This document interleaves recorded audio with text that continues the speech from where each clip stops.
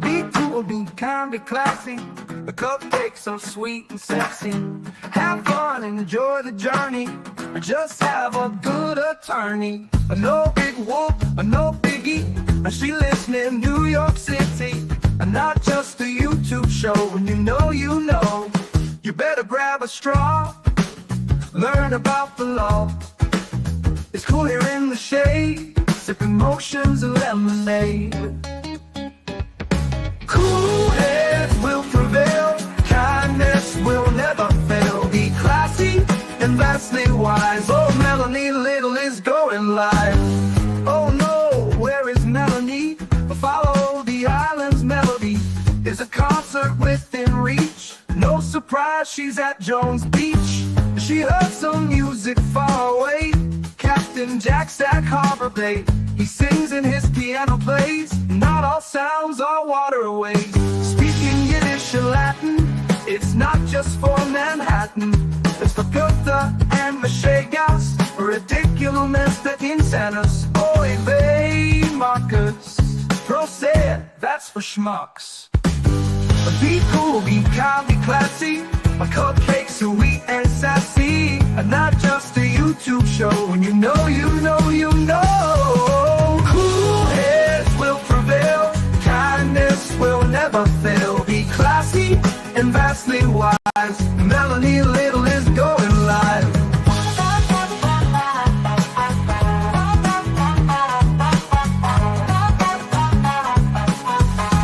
Good morning. Good morning. Welcome back, my friends. And thank you so much for coming to spend part of your Monday, April 7th, 2025 with me. We were just in the Karen Reed courtroom in Norfolk Superior watching jury selection, which is continuing today. And now we are moving to the courtroom right next door, courtroom 25, the small courtroom in Norfolk Superior, to continue with day 6 of the Harry Tuerk trial. If you're not familiar with this case, I have very extensive show notes right below this video, which will get you caught up and tell you what this case is about. Court literally just started 3 minutes ago. It's only a half a day today. They're only going until 2. Mike is already here on gifting 5 memberships. Thank you. We call him Hammer Haircut Harry. He's been sitting in Norfolk County Jail, the Norfolk County Pokey, for 5 years since he murdered his wife, Katie McLean. He confessed. We listened to his confession last week. This is a matter of whether or not he will be convicted of first-degree murder requiring premeditation or whether he will be convicted of a lesser charge of manslaughter. That is what his attorney, Kevin Reddington, is going for. Judge is Mark Hallal, Norfolk Superior. And here we go. We made a play with the volume, as always, because Law and Crimes, the volume is not great, but we're going to do the best we can. God save the Commonwealth. Morning. Good morning, Your Honor. Morning, Your Honor. Anything to discuss before the jurors come over? I don't believe so. So we did mark a stipulation this morning, and I was wondering if you would read that to the jurors. It's on the blood alcohol. Okay. Yes, I'm happy to read it. It's Thank been you. marked as Exhibit 328. Is that right? Okay. And who do you have for today, Ms. Beatty? We have Ed Keefe, Lieutenant Ed Keefe, regarding, he's a digital forensic examiner, Matthew Sheehan, who's a criminalist, and Alana Frederick, who's the DNA analyst. Okay. And When's is that, Buchanan coming? Then the Commonwealth anticipates resting. all right, Mr. Reddington, you have somebody available today if I do. we get that far? Oh, they're going to rest? Sure. We have the 2 attorneys. One would be La Civita, or La Civita. The other one is Attorney Hoffman. I have the gentleman from Boston, Richie Kovitz, and I will have Mr. Attorney Keighton on Zoom. Well, Your Honor, I don't know if you got the document that defense counsel provided regarding Dr. Zeisel, but did. I am requesting a voir dire of Yes. Dr. Zeisel prior to his testimony. I told him to be here tomorrow at 9 o'clock All right. sharp for that. 9 o'clock sharp. All right, so I think what we're going to do is we're going to go until about 12 or 12:15 and then give them a half an hour break and come back and go until 1:45 or 2. Sure, yep, Okay, and then tomorrow, as they indicated, it'd be a full day. okay. Okay? Yes. Margaret, that- Tomorrow's a full That day. works. all right. Okay, so we'll bring the jurors over. I know. All set, Your Honor? Yes. There's Dr. Tuerk, the defendant. Hammer haircut Harry. He got the prison haircut, the jail haircut. The barber in Norfolk County Pokey, not so good. We do know that Katie McLean's daughter, Sophia, has been in and out of the chat. Please guide your comments accordingly. And she does think it's funny, and it makes her laugh, and it gives her a little moment of levity that we do call him Hammer Haircut Harry. So, Sophia, if you're here, our thoughts and prayers are with you as always, every day during this trial. About 12:15 or so, for about a Jerry's half back. an hour, then we're going to come back and go until about 2 o'clock. Okay, tomorrow will be a full day. I will check in with the attorneys when you go onto your break to find out what the schedule looks like for tomorrow and then possibly Wednesday as well to give you as much of an update as I can. He looks like Stanley Tucci. He does. All right, Ms. Beatty, do you want to call your next witness, Ms. McLaughlin? So, Your Honor, the Commonwealth will call Edward Keefe to the stand. Okay. Oh, somebody said that's your cousin? Ed Keefe is your cousin?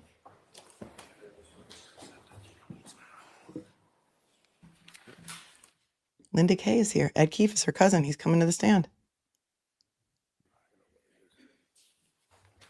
Love this clerk, too. Testimony we shall give to the court and the jury in the matter now pending shall be the truth, the whole truth, and nothing but the truth, so help you God. I think they're going to find the mics. Don't worry. Good morning. You may. Thank you. Good morning. Good morning. Could you please spell your, could you please state your full name, spelling your last name for the record? It's Edward Keefe, Keefe. Where do you currently work? I'm employed with the Massachusetts State Police. What is your current rank with the Massachusetts State Police? I'm a lieutenant with the Massachusetts State Police. How long have you worked for the state police? 19 years. Can you please describe your educational background for the jury? I have a bachelor's degree and an associate's degree in criminal justice. My bachelor's is from the University of Massachusetts in Lowell. My associate's degree is from Middlesex Community College in Bedford. And what is your current assignment? I know you said your rank is lieutenant, but where are you stationed right now? So currently I am assigned to headquarters at the Commonwealth Fusion Center. The Commonwealth Fusion Center is our intelligence gathering arm of the state police. I oversee our cybersecurity and critical infrastructure program for the Commonwealth of Massachusetts Department of State Police. How long have you been doing that? Approximately 3 years. Prior to that, where were you assigned? I was assigned to the Massachusetts State Police Cybercrime Unit from 2020 through 2022. And where were you stationed in that assignment? I was stationed at the Cybercrime Unit's location was in Milford. Prior to that, where were you assigned? I was assigned to the State Police Detective Unit at the Norfolk County District Attorney's Office. And that was from 2015 through 2020. What were your responsibilities in that assignment? My assignment at the Norfolk County District Attorney's Office was digital forensics examiner and investigations with involving digital media and white-collar crime. And were you the only person assigned as a digital forensic examiner at the Norfolk District Attorney's Office at that time? No. Who else was a digital forensic examiner there? Trooper Nicholas Carino, and we had a civilian Carino was examiner, on this case. Samantha Vogt. Can you explain for us what a digital forensic examiner is? So a digital forensic examiner does examinations on all types of devices, storage media, such as computers, cell phones, tablets. We also do it on disk drives, external disk drives, DVR systems, which would be like camera systems. We have also branched into what we refer to as IoT or Internet of Things devices. Those would be your Amazon Alexas or a Ring camera. We deal with different types of data, such as social media, cloud, which is basically. No, it's law and crime. They suck. I've turned my volume down so that you can turn your volume up. It's just the way it is in this courtroom. It's been the entirety of this trial, so we're doing the best we can. Let me see if the captions work, because that'll help you a bit. Okay. A computer in another location, but stores it, which you can access through a web browser. Did you have to obtain any certificates in order to become a digital forensic examiner? I have 2 certifications. One, I'm a certified computer forensic examiner, and that was awarded by the International Association of Computer Investigative Specialists. I'm also a certified mobile device examiner, which was also awarded by the International Association of Computer Investigative Specialists. Did you have to pass the practical and written exams in order to obtain those certificates? Yes. Do you have any other certifications that are relevant to your work as a digital forensic examiner? No, I do not. How many phones have you examined, do you believe? Through the course of my career, several thousand. I'm sorry, could you repeat that? Through the course of my career, several thousand. Can you explain to us how you remove evidence from a mobile device when you receive it? We use a variety of tools to examine cell phones. The main tool that we use is Celebrite. Celebrite is a combination of hardware and software to extract data from phones. Celebrite was originally actually a commercial product, so the company was founded in 1999. So originally when you went to, let's say, the Verizon store, the AT&T store, and you bought a new phone, the salesman would offer to transfer your contacts, call logs, all your information from one phone to another. They actually use Celebrite to do that. Law enforcement agencies realize. Oh, it's going to be so interesting if they say Celebrite is 100% accurate in this case. It's going to be so interesting. And they've subbed him in for Garino. Interesting. This type of technology early on and used to use it to clone phones, which basically they would buy a similar phone to one they wanted to examine. Celebrite then eventually updated their capabilities to be more of a forensic device, which we're doing a one-way extraction, which basically is we're just taking the one device and extracting it to storage media so we can examine it rather than copying it from one phone to another phone. And once you have performed a forensic extraction, what do you do at that point? So when we perform the extraction, we get a data file. Okay, so basically the data file in its raw form is basically a collection of ones and zeros. We use Celebrite software to interpret that data so it's information that is readable. So your text messages, your pictures, web history, all that information is originally stored as ones and zeros, but then using that software, we can compile it so that we can use it in a readable format to do an examination of the data collected. Do you conduct analysis in every phone that you perform a forensic extraction on? No, I do not. Why not? In Norfolk County District Attorney's Office, most of the troopers that are assigned there are trained in using Celebrite. A lot of times, we're also doing it that I am not privy to all aspects of the investigation. So for me to perform an analysis when I do not have all of the information to perform a thorough examination would not be beneficial to the investigation. I'd like to direct your attention to May 15th of 2020. Did you become involved in an investigation involving the disappearance of Kathleen McLean? Yes, I was. How? I was asked to report to the Dover Police Station to assist the troopers that were assigned there in the data extraction of 2 cell phones. And you stated that you went to the Dover Police Station? That is correct. Approximately what time? It was sometime in the evening after 6, between 6 and 8 o'clock.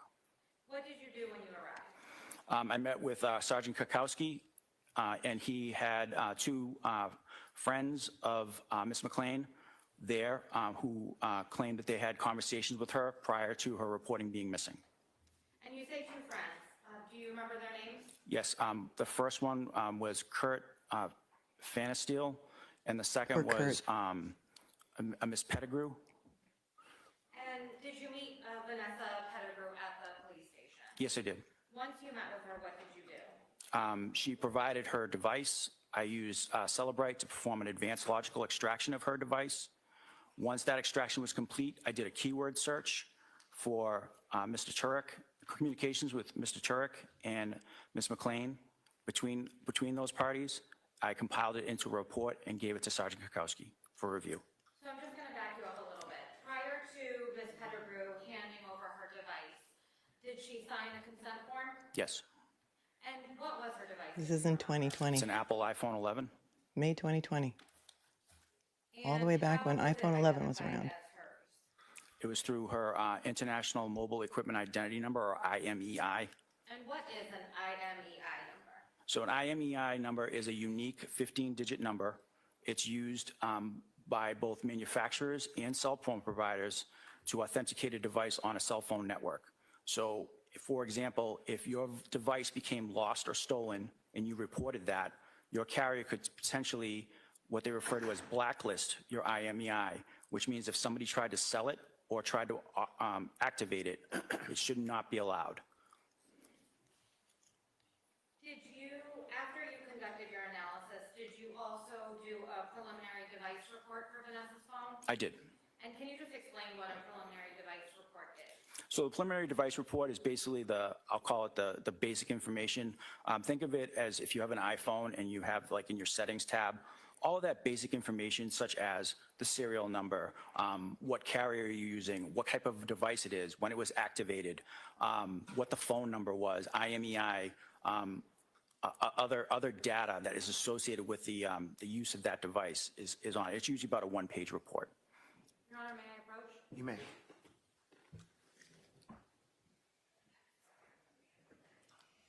I'm handing you what's been pre-marked as Commonwealth Exhibit 326. Is that the preliminary device report for Vanessa Pettigrew's phone? Yes, it is. Thank you. And you stated that you were able to forensically extract Vanessa's phone, is that right? I performed an extraction of the device, yes. And what were you able to extract from her phone? Contacts, call logs, pictures, videos, both text messages and what we refer to as MMS, which is multimedia messages. That's usually when you're sending a picture back and forth to somebody, some internet history and other system data files, which would help you create this preliminary device report. So essentially, she gave you permission to extract the entire contents of her phone? Yes.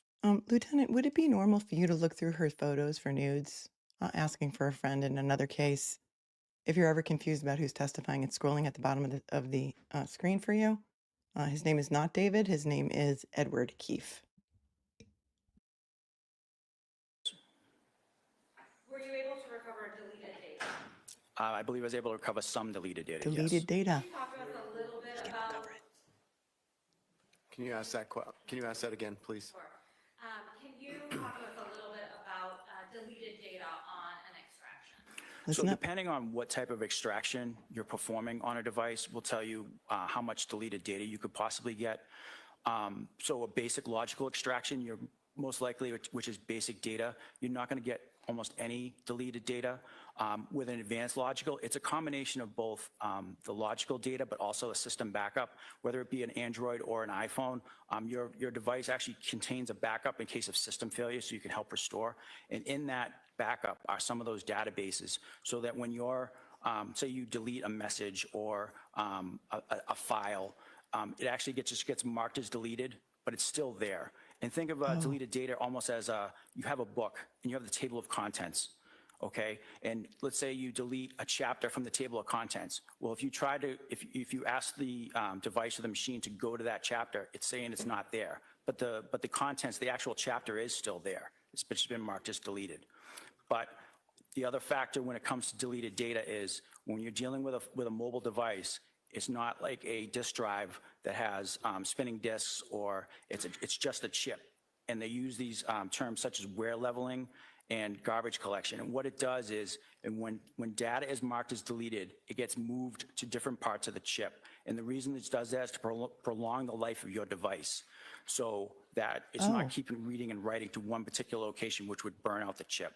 So sometimes when we can recover some deleted data that is, let's say, like 2 years old, but a message, let's say, that was deleted yesterday is not recoverable, depending on how it was moved around the device. And the user of the phone doesn't have any say over where that gets moved around in the device, is that right? No, the only user, I'll say user interaction that they can do with regards to certain things is they can obviously delete something off of their phone manually, which means they go in and actually delete it.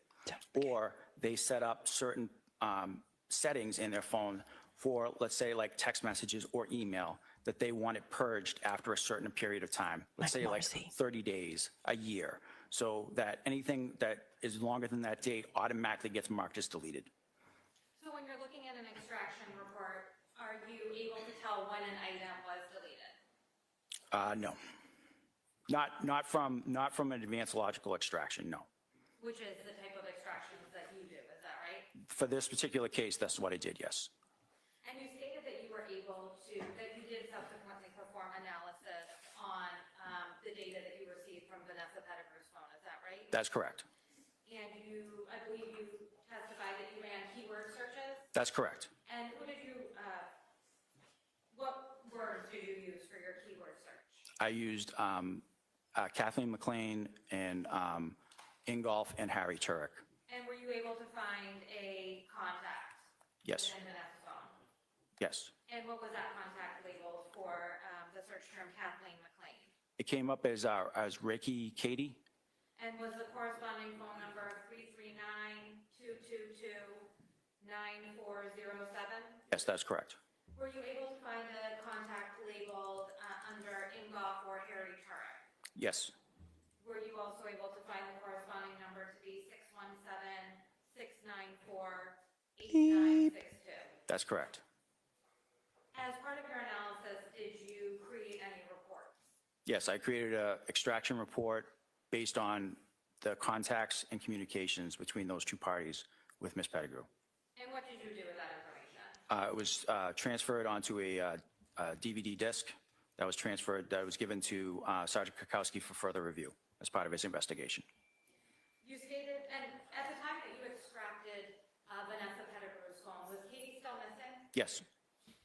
You said that you met with the second individual at the Dover Police Department that evening. Who was that? It was Kurt Fanisteel. And what did you do when you met with Kurt? It was a similar process. He had given written consent to Sergeant Kukowski using Celebrite. I did an advanced logical extraction of his phone and did the same type of keyword searches and produced a Celebrite extraction report as a result of those keyword searches and burned it onto a DVD disc and gave it to Sergeant Kukowski for further review. And again, Mr. Fansteel gave you permission to extract the entire contents of his phone, is that right? That is correct, yes. Did you also do a preliminary device report for Mr. Fansteel's phone number? Yes, I did. May I approach, Your Honor? You may. If you guys didn't watch the testimony of Kurt I'm showing you Fansteel, what's been pre-marked as Commonwealth he is exhibit. the most uncomfortable witness we have ever seen on the stand. And he deleted something like 5,000 text messages. Let's see if Lieutenant Edward Keefe was able to find those. Unlike Garino in Birchmore and the Karen Reed case. 325. Is that the preliminary device report for Kurt Fansteel? Yes, it is.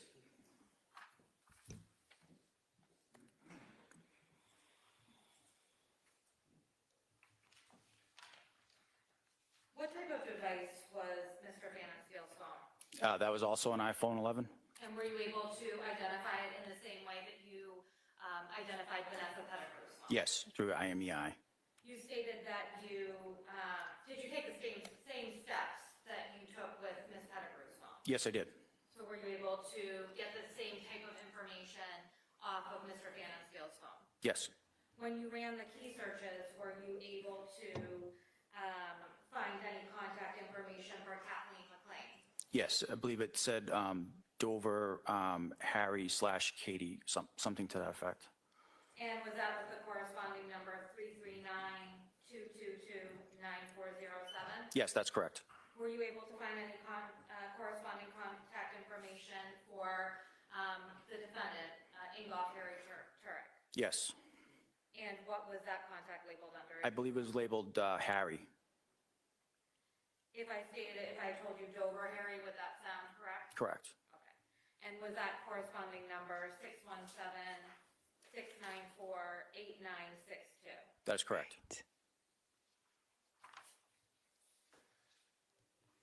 And as part of your analysis, did you create any reports with Mr. Fansteel's phone? Yes, I've created a similar report, which basically was any communications between those two parties with Mr. Fansteel, and that was compiled, put onto a DVD disc, and then given over to Sergeant Kukowski. When you received consent to search Mr. Fansteel's phone and he turned over his device, was Katie still missing? Yes.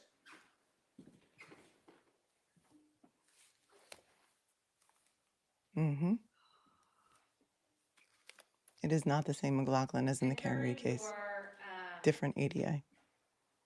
interactions with this case, did you receive any other devices? Yes, I received a device that was believed to belong to Miss McLean after they had, it was like a day or two later, after they had found her. Prior to receiving a device that belonged to Katie McLean, did you also receive a device that belonged to the defendant? Yes. And with that, can you just explain to us what you did with that device? So I attempted to do an extraction of that device, but when I started to do the extraction, that device had a security feature. It's called mobile device management. Mobile device management is an enterprise service that a lot of companies use if you have like a company issued cell phone. So basically it allows their IT department or that designee to, like, in case you lose your phone or it gets stolen, they can remotely wipe it. They can remove it from, like, let's say, access to the corporate network or any other features that they set up on that system. What type of phone did you receive from the defendant? I believe it was an iPhone 11. And were you able to perform a full extraction on that phone? No, I was not. How much data were you able to recover? I believe I just got basic, the basic system data or basic outline of like the preliminary device data. Were you able to do anything else with that device in order to try to do a full extraction? So at the time of the investigation, it was our understanding, I was by other investigators, that Mr. Tuerk was trying to obtain employment with a company in Germany. I believe it was called Avantar Medical. Avantar Medical is based in Germany, and they do surgeries using like robotics. I did contact the company via telephone and asked them about the mobile device management that was installed on the device. They explained to me that the phone was Mr. Tuerk's phone and not a company phone, and they did have implement mobile device management, but only on the email, and that although they had initially met with Mr. Tuerk, that they had not, he had not started employment with them. So you were still unable to get into the defendant's phone? That is correct. Did you take any other steps to try to extract the defendant's phone? At that point, no. What is Gray Key? So Gray Key is a system of hardware and software that is basically used for phone extractions, but also used to brute force, which means basically when you take your device, it basically sends passwords to the device in the hopes of breaking the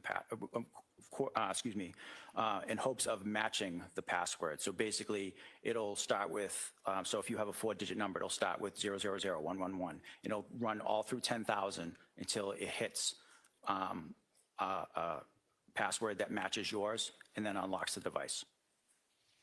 How long can it take? It can take, well, so depending on the device and how long the password is, it can take anywhere from 5 minutes to 35 years. Your Honor, may I approach? You may. I'm handing you what was pre-marked as Commonwealth Exhibit 327. Is that the preliminary device report for the defendant's cell phone? Yes, it is. While you were working at the Norfolk County District Attorney's Office in the State Police Unit, were you able to examine the defendant's phone? No, it's not. Why not? I had not been given any further passcodes or for mobile device management, you actually need what they refer to as a MDM token, which is basically like a pairing key that will allow you to authenticate that device. So I was provided neither of those things. So from there, I was not able to access the device.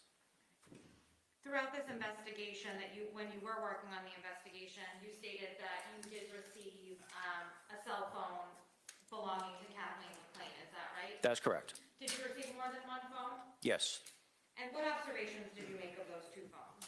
So we had one phone that was in good condition. The other phone was severely damaged, specifically in the screen area, but other parts of the device. Were you able to extract any data off of the severely damaged phone? No. Why not? Because in order to perform an extraction, you actually need to interact with the device on the screen, which is basically allowing it to trust, which is a pairing method, which allows you to, allows the device to connect to our forensic tools. What about the other phone? So the other phone, I was able to, using Gray Key, I did get a partial file system extraction. How were you able to get a partial file extraction from Katie's phone, but not the defendant's phone? Because the mobile device management would not allow that, that pairing to take place. On the defendant's phone? That's correct. But it did allow it on Katie's phone? Correct, because she didn't have that extra layer of security.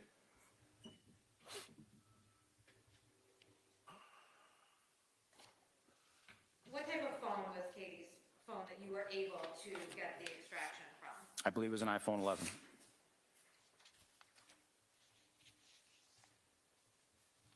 And did you use the same steps for Katie's phone as you did for Vanessa and Kurt's phone? No, I did not. Can you describe the steps that you took with Katie's iPhone 11? So for Katie's iPhone 11, I used Gray Key.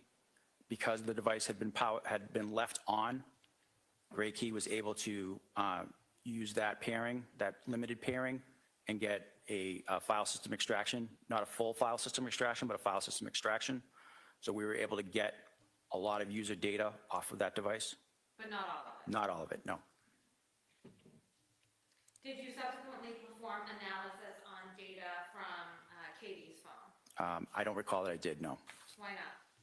I wasn't directed to at the time. May I approach your honor? May. Midnight Mike, thank you for gifting. I'm 5, showing you what was pre-marked 10. Commonwealth Exhibit 324. Is that the preliminary device report for Katie's iPhone 11? You're awesome. Thanks, Mike. Yes, it is.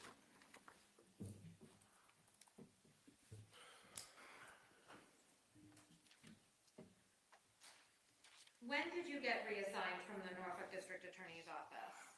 I believe September of 2020. And are you aware that after you left the Norfolk District Attorney's Office, other people in the digital forensic unit were able to get into the defendant's phone and extract data from it? I was told that that was happening, but usually just in passing. But so you are aware of it? I'm aware that my understanding is the phone is still like trying to obtain a password. Wow. And It's been 5 years. But you have not performed any analysis on the defendant's phone? No, I have not. Thank you. No further questions. Oh, this will be good. Here comes Reddington. Where's Garino in all this? He was reassigned because he's too honest, in my opinion. So, talking about the phones, for example, with Harry's phone, you determined that in fact the company from Germany was aware of that phone. They were aware of that, correct? They are aware of the phone, yes. And also you knew that he had been employed by St. Elizabeth's Hospital. I was not aware of that, no. You know about the company that's always in the trouble with St. Elizabeth's Hospital, Steward Healthcare. You know about them as far as owning these various devices, right? I was not aware of that, no. Okay, so you indicated that if there's some sensitive nature of work, that there could be an extra, I think you said an extra layer of security on the phone, correct? That's correct, sir, yes. So when you had access to Harry's phone, you determined that in fact there was this extra layer of security, right? That is correct, sir, yes. You in fact did try to use the brute force, is that the word, brute? Yep, that's correct, sir. Break this up, the brute force extraction. And in fact, ultimately from us, you received a password, isn't that right? I did not receive a password from you, sir, no. I was no longer working there if that happened. Okay, who was picking up after you, if you know? I'm not sure who was assigned to the case Karina. after I left. Now, you also had occasion to use the brute force extraction technique, if that's appropriate, on Ms. McLean's phone, is that correct? That is correct, sir, yes. And you didn't get very far with that either, right? I got some data, sir, but not, I will not say I got all of it. All right, now, when you are dealing with cell phones, one of the things that you made reference to is that you conducted a full extraction, is that correct?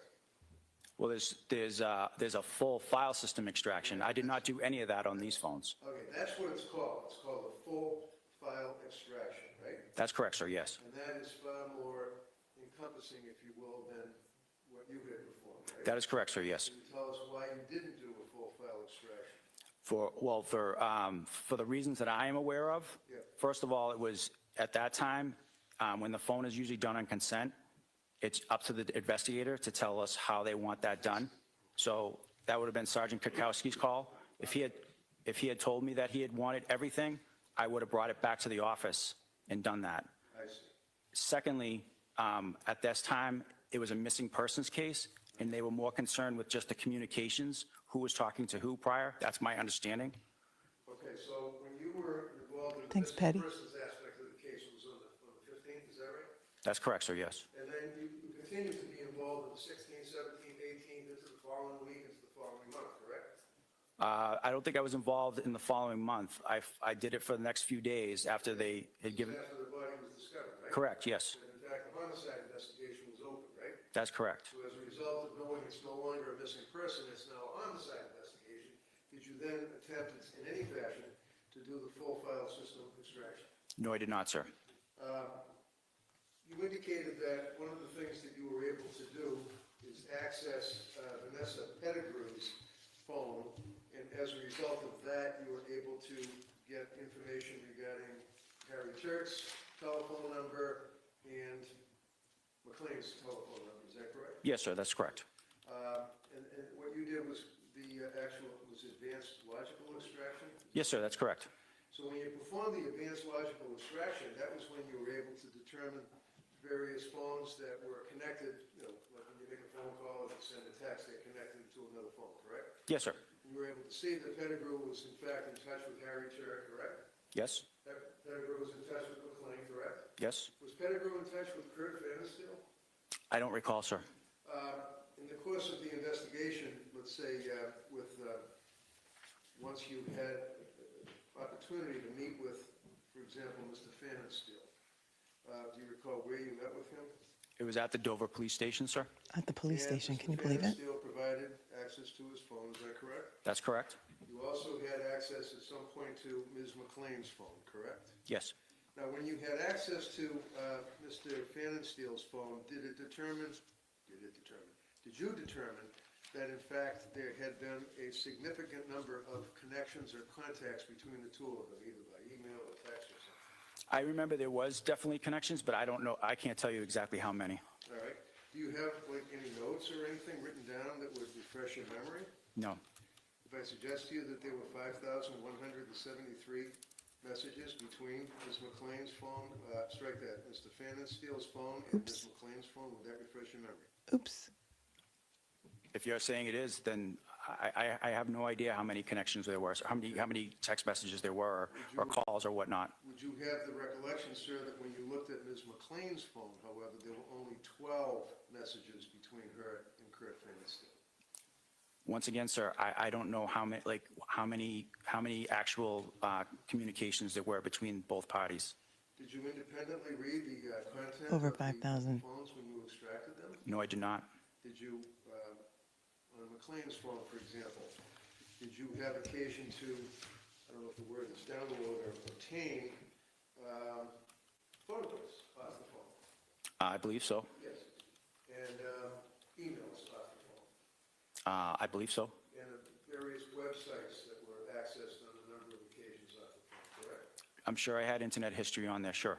And you knew from the time frame that we're dealing with would be March, strike that, May 15th was the date that you initially got involved in the missing persons examination, right?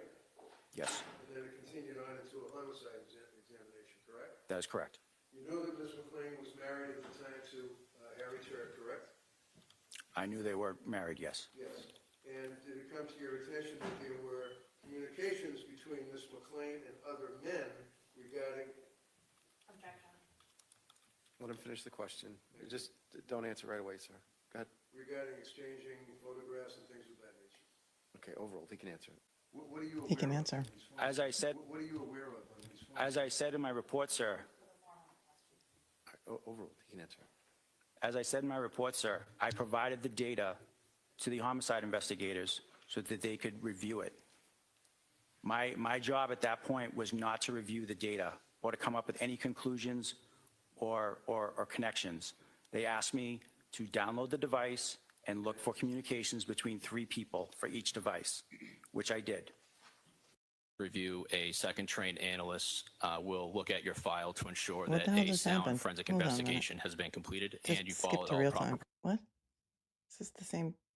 That's so weird that it just did that. Hold on. YouTube is having issues lately.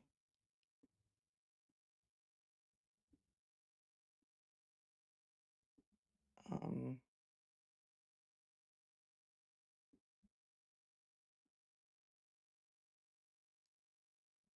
Correct, sir. So I have, well, let's go back a question then, because we might have missed something. Between 3 people for each device, which I did. okay, I understand, and basically that would be your instructions that you, and that's what you adhere to, correct? That is correct. And you indicated something that if you were asked to, I believe, okay, that you were not directed to do further examination, that you could have done further examination, I certainly could have if I was directed to, sure. and you were not directed to by anybody in the DA's office. That is correct, sir. That's all I have. Okay, thank you. You may step down. Thank you, Your Honor. Yeah, what a difference a judge makes, huh? The exhibits. This is Judge Mark Hallal, right next door to Karen Reed's jury selection in that old courtroom that feels like home to us.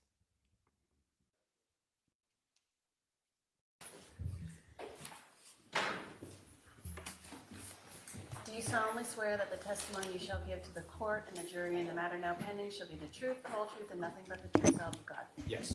The clerk's name is Margaret. I had to find out because I like her so much. We like Margaret. Good morning. And Madam Court Reporter is here. Her name's Nancy, I found out. Good morning, sir. Could you please state your name and spell your last name for the record? Matthew Sheehan, Sheehan. How are you currently employed? I am a forensic scientist at the Massachusetts State Police Crime Lab. And how long have you been so employed? 12 years. Could you describe to the jurors your educational background? I have a bachelor's of science in forensic science with a concentration in chemistry from the University of New Haven. And have you had any particular specialized training in the field of forensics? Yes. Can you explain that, please? The initial 1-year training period entering the lab, it consists of several different chapters, if you will, each one dedicated to its own area of criminalistics. At the end of each chapter, a written exam, an oral exam, and a mock item of evidence is done by the analyst to demonstrate their ability to apply proper protocol.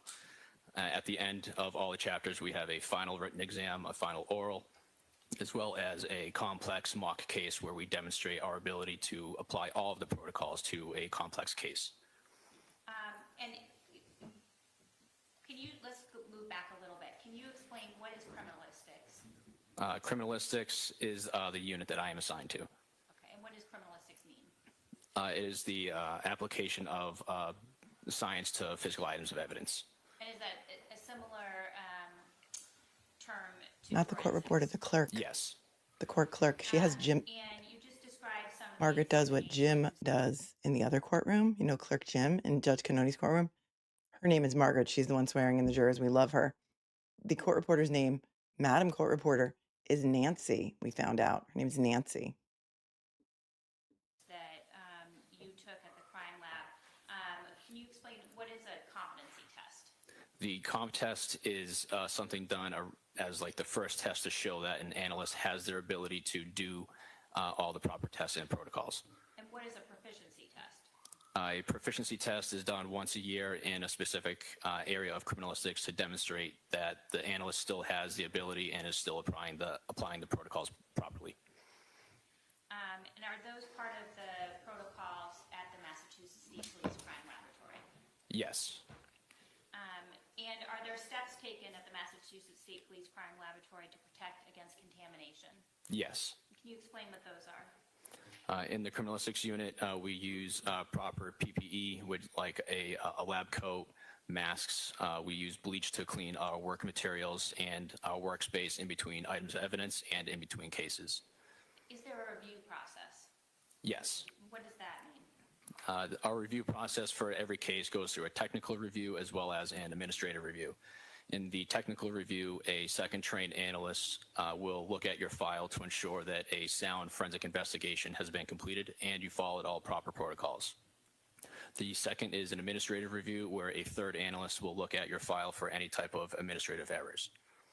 Can you please explain how the lab keeps track of evidence that is within its custody? When a case is submitted to a lab, it is given its own unique lab number in which all of the evidence submitted can then be put under that lab number and tracked via our computer system. Wait, what? In 2020, you had a computer system to track evidence like chain of custody logs? What? All the way back in 2020? That's crazy. And then what happens with each individual item? As an item comes into a lab, it's given an item number designated as what submission it is from and what item of evidence it is from that submission. As an example, if submission 1 has 5 items, it would be items number 1-1, 1-2, up to 5. If it's the third submission, it would be 3-1, 3-2, et cetera. Directing your attention to May 15th of 2020, did you have the opportunity to respond to the towns of Dedham and Dover? Yes. And why did you respond to an area that was outside of the lab? Now, I am also assigned to the crime scene response unit. And what is that? We respond to various crime scenes ranging from breaking and entering all the way up through multiple homicide. We examine and document the crime scenes for biological evidence and physical evidence and transport it back to the lab. Wait, you mean like blood and broken cocktail glasses and stuff? You mean the CERT team isn't supposed to do that? And this is in 2020? We're learning so much. Thank you so much, Matthew Sheehan. Appreciate you and your service. What hours are those? It is a 24/7 on-call shift. Wow. Even in the snow? So on May 15th, were you responding? in What if connection it's to that snowing? assignment? Yes. And where was the first place that you went? I responded to a residence inn located in Dedham, Massachusetts. A residence inn? Yes. And did you obtain a crime lab number in connection with your response?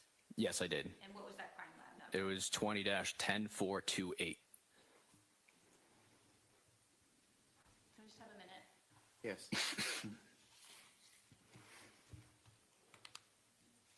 Yeah, it's crazy, right? Excuse me, I misspoke. Okay. 10486? Yes. All right, thank you.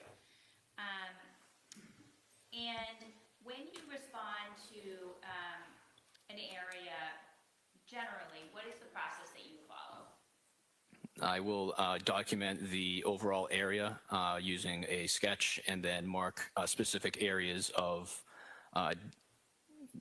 specific areas I want to test for biological testing or physical evidence. Okay. May I approach your honor? You may. Wow, you mean you collect blood samples? And would you, if there was a dead body, would you take a picture of it? Would you put an outline around it? Would you mark it in any way? Do you have those little yellow placards with the numbers on them to mark the evidence? Because we saw them in some pictures in this trial already. So I can't believe they did it in this case 2 years before the murder of John O'Keefe. That's wild. Chain of custody. I know, it's crazy. Do you use rulers? We're learning so much.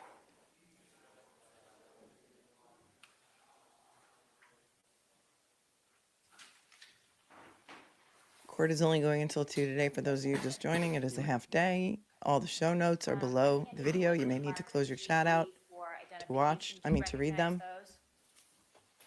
It'll tell you everything you need to know about this trial. And the name of the witness is scrolling along the bottom of your screen.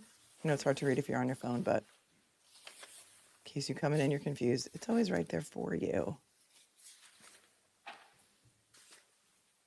Happy Monday, Dilly.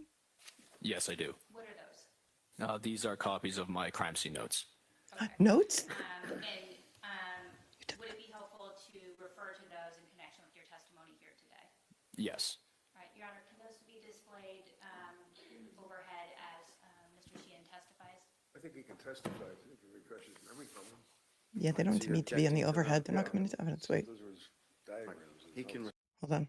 Sorry, they're talking about an objection and they're not doing it at sidebar, so we need to hear this. Overhead as Mr. Sheehan testifies? I think he can testify. I think it refreshes memory from So you're objecting to them? Yeah, those are his diagrams. and He can notes. refer to them. Thank you. I'm sorry, using the screen or no? No, there's an objection to using the screen, correct? Yes. All right. Okay. When you responded to the residents in, what is the first thing that you did? I made initial note of the layout of the room. Okay, and what did you observe? In the kitchen area, I observed a table that had a red-brown stain on it, along with various medical debris and paper towels with red-brown staining on them. Okay, and what, if anything else, did you observe? I also did blood testing in the room. All right, and let's just start with the red-brown stain on the table. What, if anything, did you do with regard to that? I conducted a screening test for the presence of blood on that stain. And when you say screening test, what does that mean? A screening test is done on a particular stain or questioned area to determine if a biological sample may be present. And how do you do that? This test is a two-step color test where a small amount of question sample is transferred onto a piece of filter paper, which is just like a coffee filter. And after the addition of several chemicals, if there's an immediate bright blue color change, the test is positive. If there's no color change or a color change something to other than that bright blue color, the test is negative. Okay, and what were the results of that? The screening test for the presence of blood was positive on that red-brown stain on the table. Okay. And with regard to the paper towels, what, if anything, did you do? I did not do testing on the paper towels. Okay. And with regard to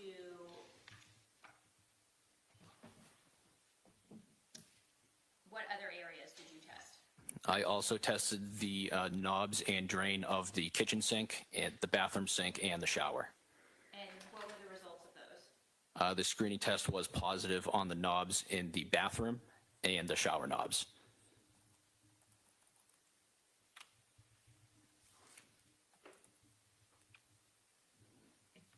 And when you are present doing your testing, are there additional personnel from crime scene services who are documenting those items? Yes. Okay. And are they taking photographs? Yes. All right.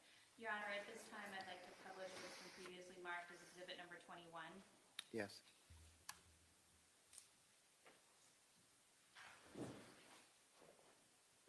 Can we have the lights off, please? All right, thank you. And what can be shown in this photograph? This is standing in the entranceway of room number 228. To the right is the kitchen area, and to the left is the living / office area. Could we have exhibit 22, please? And what is in exhibit 22? This is showing the kitchen area and the table that I had referred to with the red-brown stain, looking at it from the entrance. Could we have exhibit 23, please? This is from standing in the living area looking into the bedroom area. And could we have exhibit 24, please? What's in exhibit 24? This is at the table and couch in the living area. Looks like every residence in ever. This is from the back corner behind the bed looking in the opposite direction from the entrance. Exhibit 26, please. This is from the same spot looking into the bathroom. Exhibit 27, please. This appears to be one of the sides of the mattress looking at a nightstand. Exhibit 28, please. From that same position in front of the bathroom looking across the bed to the back wall. We have exhibit 29, please. This is in the entrance of the bathroom looking towards the shower. And can you see the sink that you did the swabbing on? Yes. Okay. Exhibit 30, please. This is in the bathroom, the picture of the toilet. Exhibit 31, please. This is from the entrance into the shower area looking back into the bedroom area. It is a hotel. It's the Residence Inn in Dedham. This is where Harry was found after he tried to take his life and drink himself to death after he murdered his wife. This is the room he was found in. Exhibit 32, please. These are items that were on the bathroom counter. Exhibit 33, a close-up picture of the sink. Exhibit 34, please. This is one of the nightstands in the room. Exhibit 35, please. This appears to be the desk in the room. Exhibit 36, please. And this is from the table that was in the kitchen. We have exhibit 37, please. Another angle of the table in the kitchen. And can you see the paper towels with red brown stains on that? Yes. Exhibit 37, please. Oh, this is 37, sorry. Could we have 38, please? This is a close-up of the paper towels with the red-brown staining on them. Could we have 39, please? This is one of the trash barrels. Exhibit number 40. This appears to be the kitchen counter. Exhibit number 41. The kitchen counter as well. Exhibit 42, please. It appears to be a closet. Exhibit 43, please. This is also a closet. Exhibit 44. Another storage area inside of the room. Exhibit 45, please. This appears to be one of the boxes inside of that storage area. Exhibit A lot 46, of please. protein bars. The sink inside of the bathroom. Harry was living in the hotel. She had a stay away order, a This 209A is domestic. the sink order knobs that I against him. tested. And exhibit 48. Close-up of the sink knob. Exhibit 49, please. This is the shower knobs. And exhibit 50, please. Another angle inside of the shower. Exhibit 51, please. A close-up of the shower knob. Exhibit number 52, please. This is the shower. And exhibit number 53. An overview of the shower. All right, thank you. We can have the lights back on, please.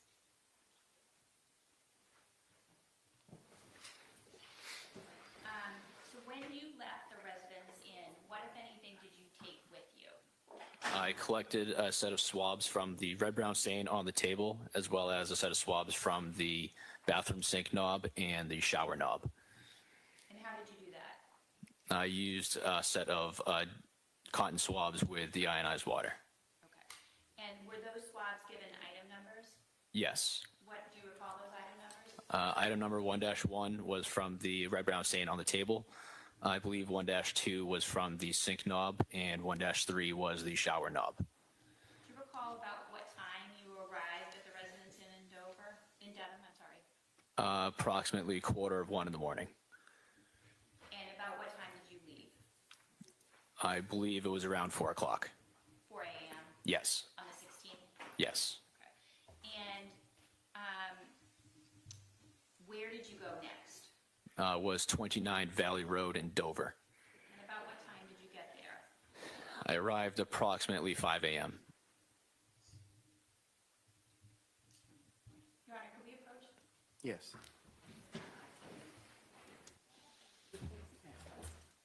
29 Valley is the house, Harry's house, that he deeded half of it over to Katie during the post-nup agreement, where Katie was living with her 3 children.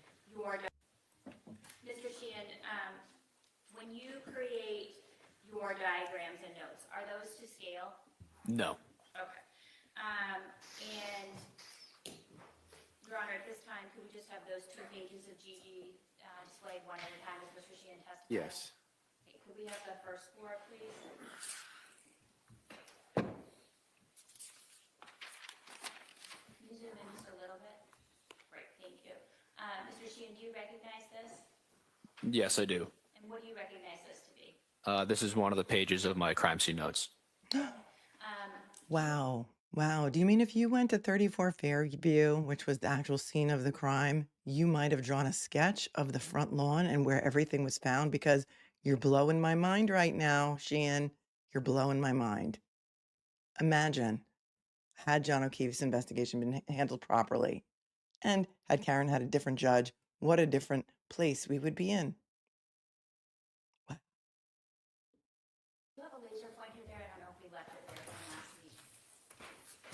I do not. Oh, great, thank you.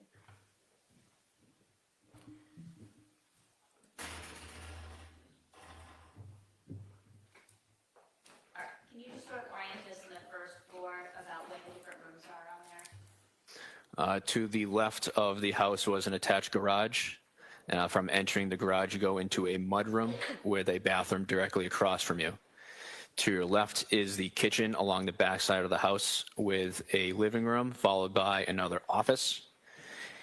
When going through the kitchen to the right, you go through a wet bar to the front of the house where a dining room was, followed by a foyer with a staircase to the second floor and a second living room. All right, and so you documented the area, the layout of 29 Valley Road. What else is contained in your notes? I also noted some sort of unknown black material that was on the floor that extended from the mudroom into the second floor. And how did you document that on this diagram? I used the asterisk symbol. Okay. And one of those asterisks is, I don't know if that's the correct plural, but one of those asterisks has a red circle around it. What does that indicate? That indicates that I collected a sample of this black material from the floor. Oh, he did collect a sample. I had used a scalpel and cut it out from the floor. Okay. And what Wow. did you do with that? I packaged that and transported it back to the lab at the end of my scene exam. Okay. And could we have the next diagram, please?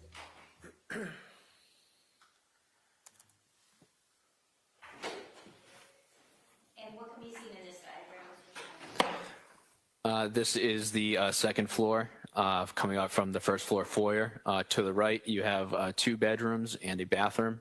Directly across from you is a laundry room with another set of stairs leading to the 3rd floor.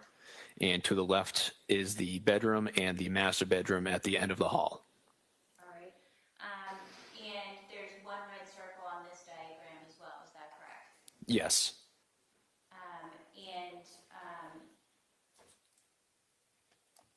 What does that indicate?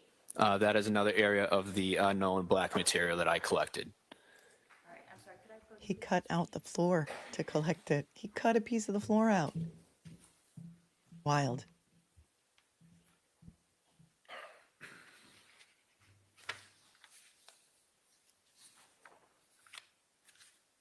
I'm sorry, Your Honor, can we approach one more time? Yes.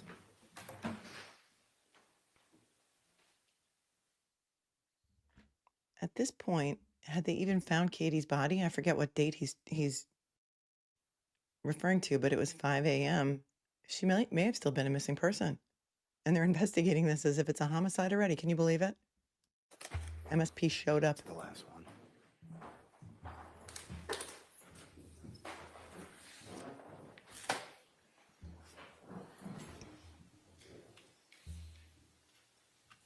All right, and could we please have the 3rd diagram of just the master bedroom?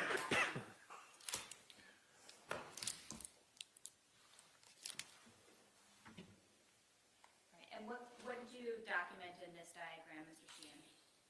I noted different areas of the unknown black material extending from the hallway to the bed area, as well as 2 red-brown stains on the mattress, as well as what appeared to be a broken drinking glass.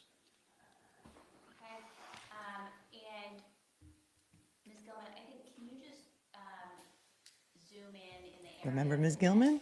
She's here. Great, thank you.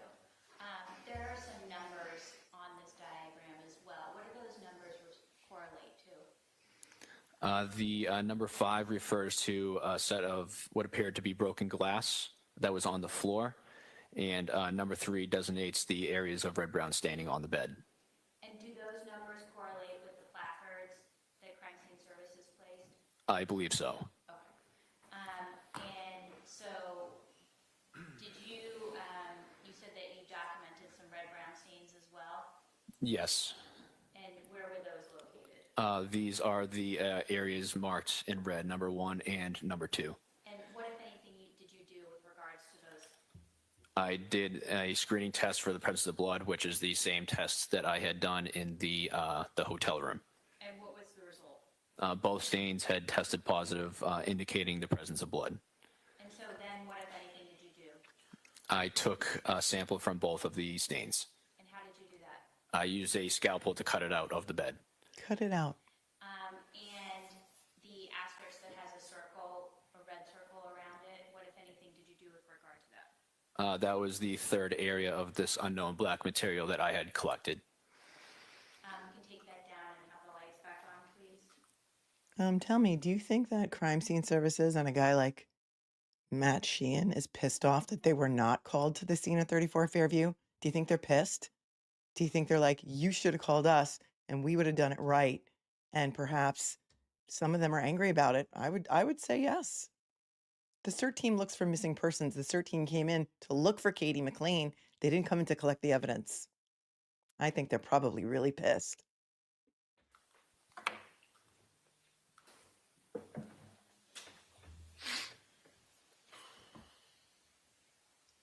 And so what items did you collect from 29 Valley Road?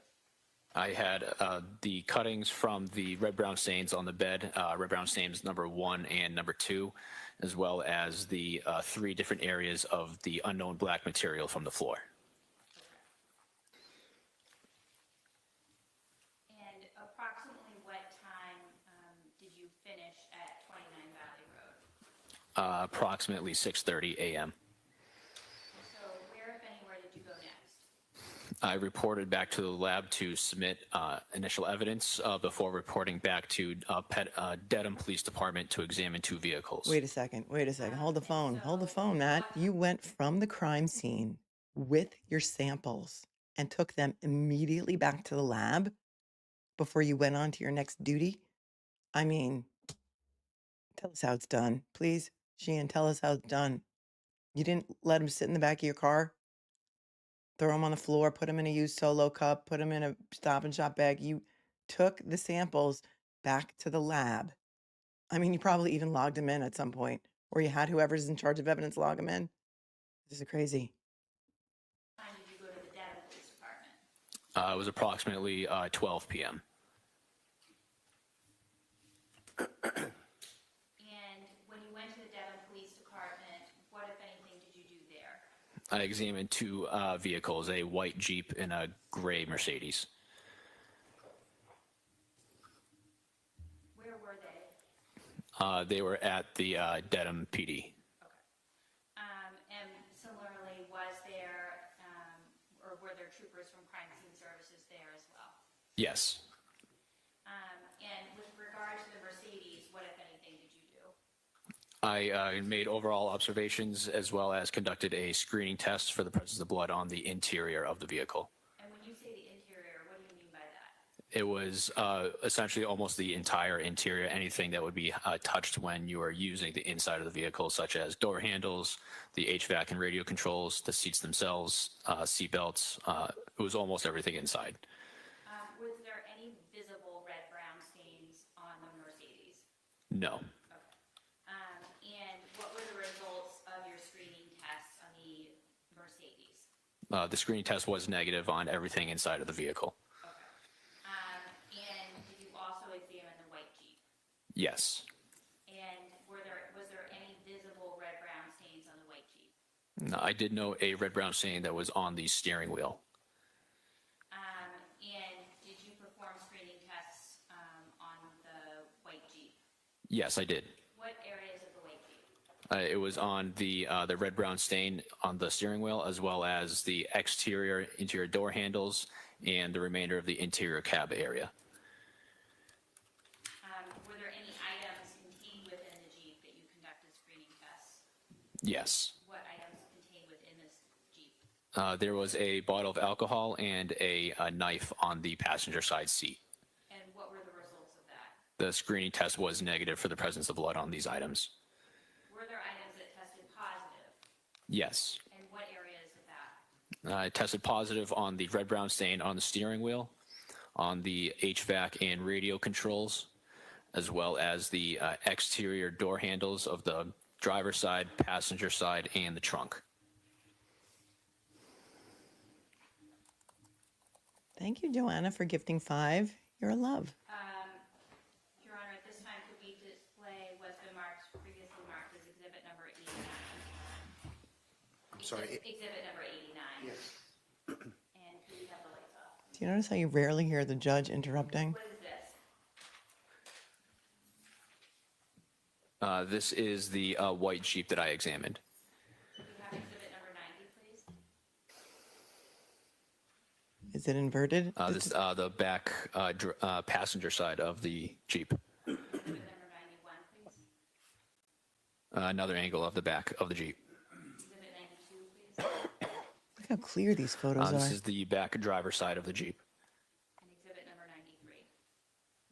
93. The front driver's side of the Jeep. Exhibit number 94. This is the driver's side looking into the Jeep. Exhibit number 95, please. And remember, this was not a car accident, folks. This was not a car accident. This was a strangulation that occurred inside 29 Valley. Her body was transported in this car, but it was not a car accident. Another angle looking into the Jeep. Exhibit number 96, please. A close-up of the steering wheel. Exhibit number 97. This is the center console and gear shift area. Exhibit number 98. This is the radio and HVAC system. And exhibit number 99, please. This is the trunk. Exhibit 100. A close-up of the trunk area. Exhibit 101. This is the interior passenger side door. Exhibit 102, please. The interior passenger side. Exhibit 103, please. A close-up of the passenger side seat. And exhibit 104,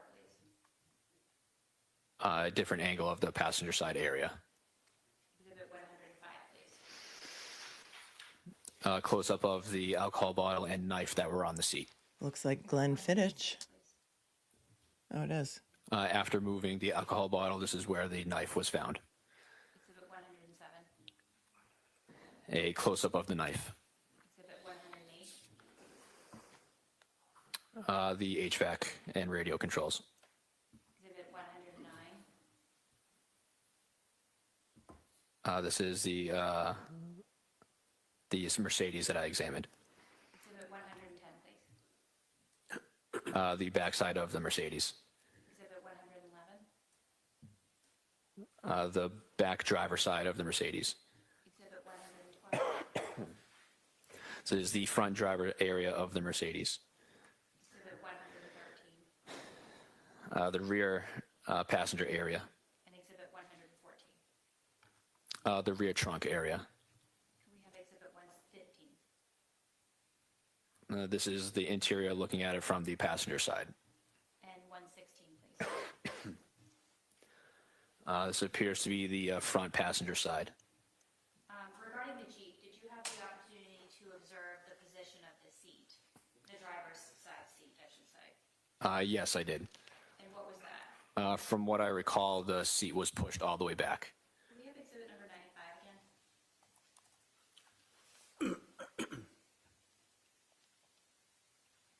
And does that show the position of this seat? Yes. We can take those down and could have the lights back on, please.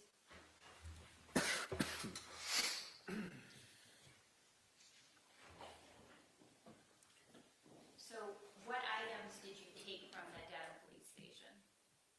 I collected a set of 5 swabs. One set of swabs was from the red-brown stain on the steering wheel, another set from the radio and HVAC controls, and then another set of swabs from each of the exterior door handles, the driver's side, passenger side, and the trunk.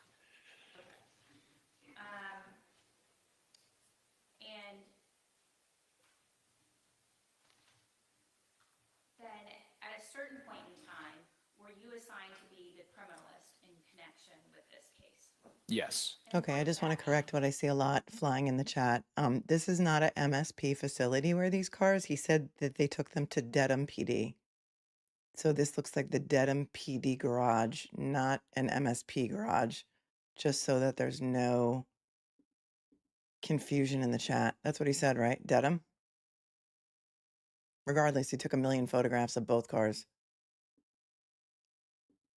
The criminalist works on the physical evidence that has been submitted to the lab by the Crime Scene Response Unit and various local agencies. And is it typical that that is centralized? Yes. And are there sometimes when there's multiple criminalists out in the field and just one person at the lab doing the bench work? That's correct. Okay. But in this case, you had done all of the collection work and the testing in the field, and then you were assigned to do the bench work at the lab. Yes.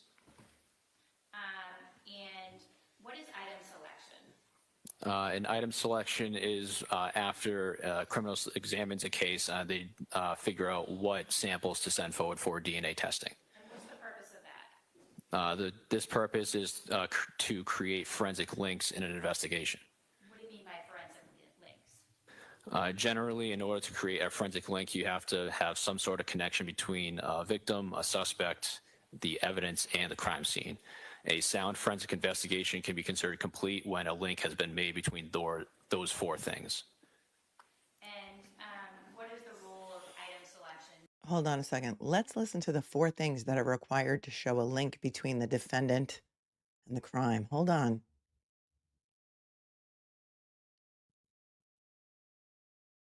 What samples to send forward for DNA testing. And what's the purpose of that? This purpose is to create forensic links in an investigation. What do you mean by forensic links? Generally, in order to create a forensic link, you have to have some sort of connection between a victim, a suspect, the evidence, and the crime scene. A sound forensic investigation can be considered complete when a link has been made between those 4 things. And Wow. what is the role of item selection in determining which items move forward for DNA? A multitude of different things. You have to consider case history as well as the forensic results that you got from testing. So in this case, what items did you do testing on and back at the lab? I did a confirmatory test for the presence of blood from the swab of red-brown stains that was on the table in the hotel room, as well as from the red-brown stain number 1 that was taken from the mattress at 29 Valley Road. And when you say confirmatory test, what does that mean? A confirmatory test is done on a specific area that has been screened positive for the presence of a biological material, and this test confirms the presence of that biological material. Is it a different test than the screening test? Yes. What kind of test is it? So this test works very similar to a pregnancy test, where a small amount of sample is put onto a solution and then into a test card. And after the period of 10 minutes, if the card shows 1 line, the test is negative, and if there's 2 lines, the test is positive. And why didn't you examine the other swabs? The particular amount of material that was on the swabs or material, in my opinion, was not enough to do further testing, so I only prepared those for further DNA testing in order to preserve the evidence. And so which items did you prepare for DNA testing? All of the swabs that I had collected from the different areas that I examined at the scenes. And when you say all of the swabs, does that include the scrapings from the floor? No, those are samples that would be sent to the trace unit if there was an item of evidence that was submitted for comparison to those items. So all of the swabs that were sent forward for DNA, was that because they potentially contain biological evidence? Yes. And so which, those swabs, those were taken from what areas? The swabs were from the red-brown stain on the table in the hotel room, as well as the swabs from the knobs in the bathroom sink and shower. The 5 swabs from the white Jeep, which was from the red-brown stain on the steering wheel, the HVAC and radio controls, and the exterior door handles. With regard to the cutting from the mattress, what, if anything, did you do with regard to that? I conducted the confirmatory test for the presence of blood on that item as well. And what were the results of that? It was positive, confirming the presence of blood, indicating human blood. All right, and I should have asked the confirmatory test,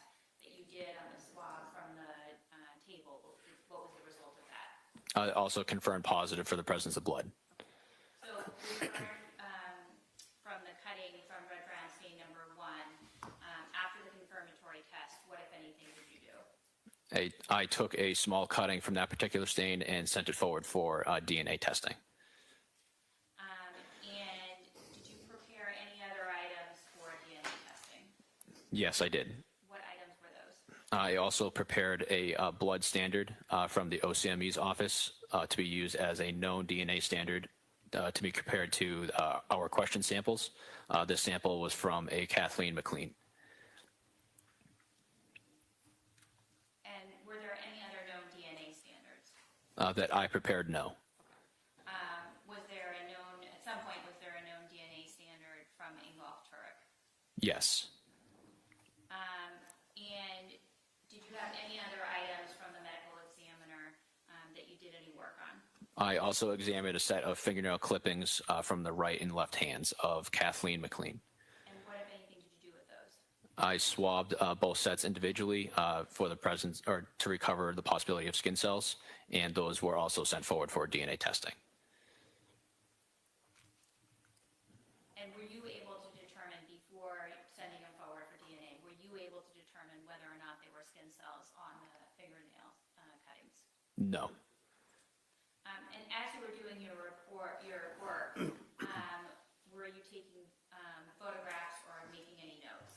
Yes. And can you explain that? As with any forensic exam in the lab, we have to take photos of the item of evidence to show the condition that it is in as we receive it. We then use those photos to as our notes pages. And what, if anything, did you do after all of that work? After completing my exam in the lab, I wrote my report and made the proper assignments for DNA testing and submitted it for review. He deserves a promotion if he didn't get one yet. Yes. He's not looking at any notes. He hasn't had a sip of water this entire time, and he knows the case. Let's all smash the like button, or I'll have to turn off the air conditioning, because we are in that little courtroom.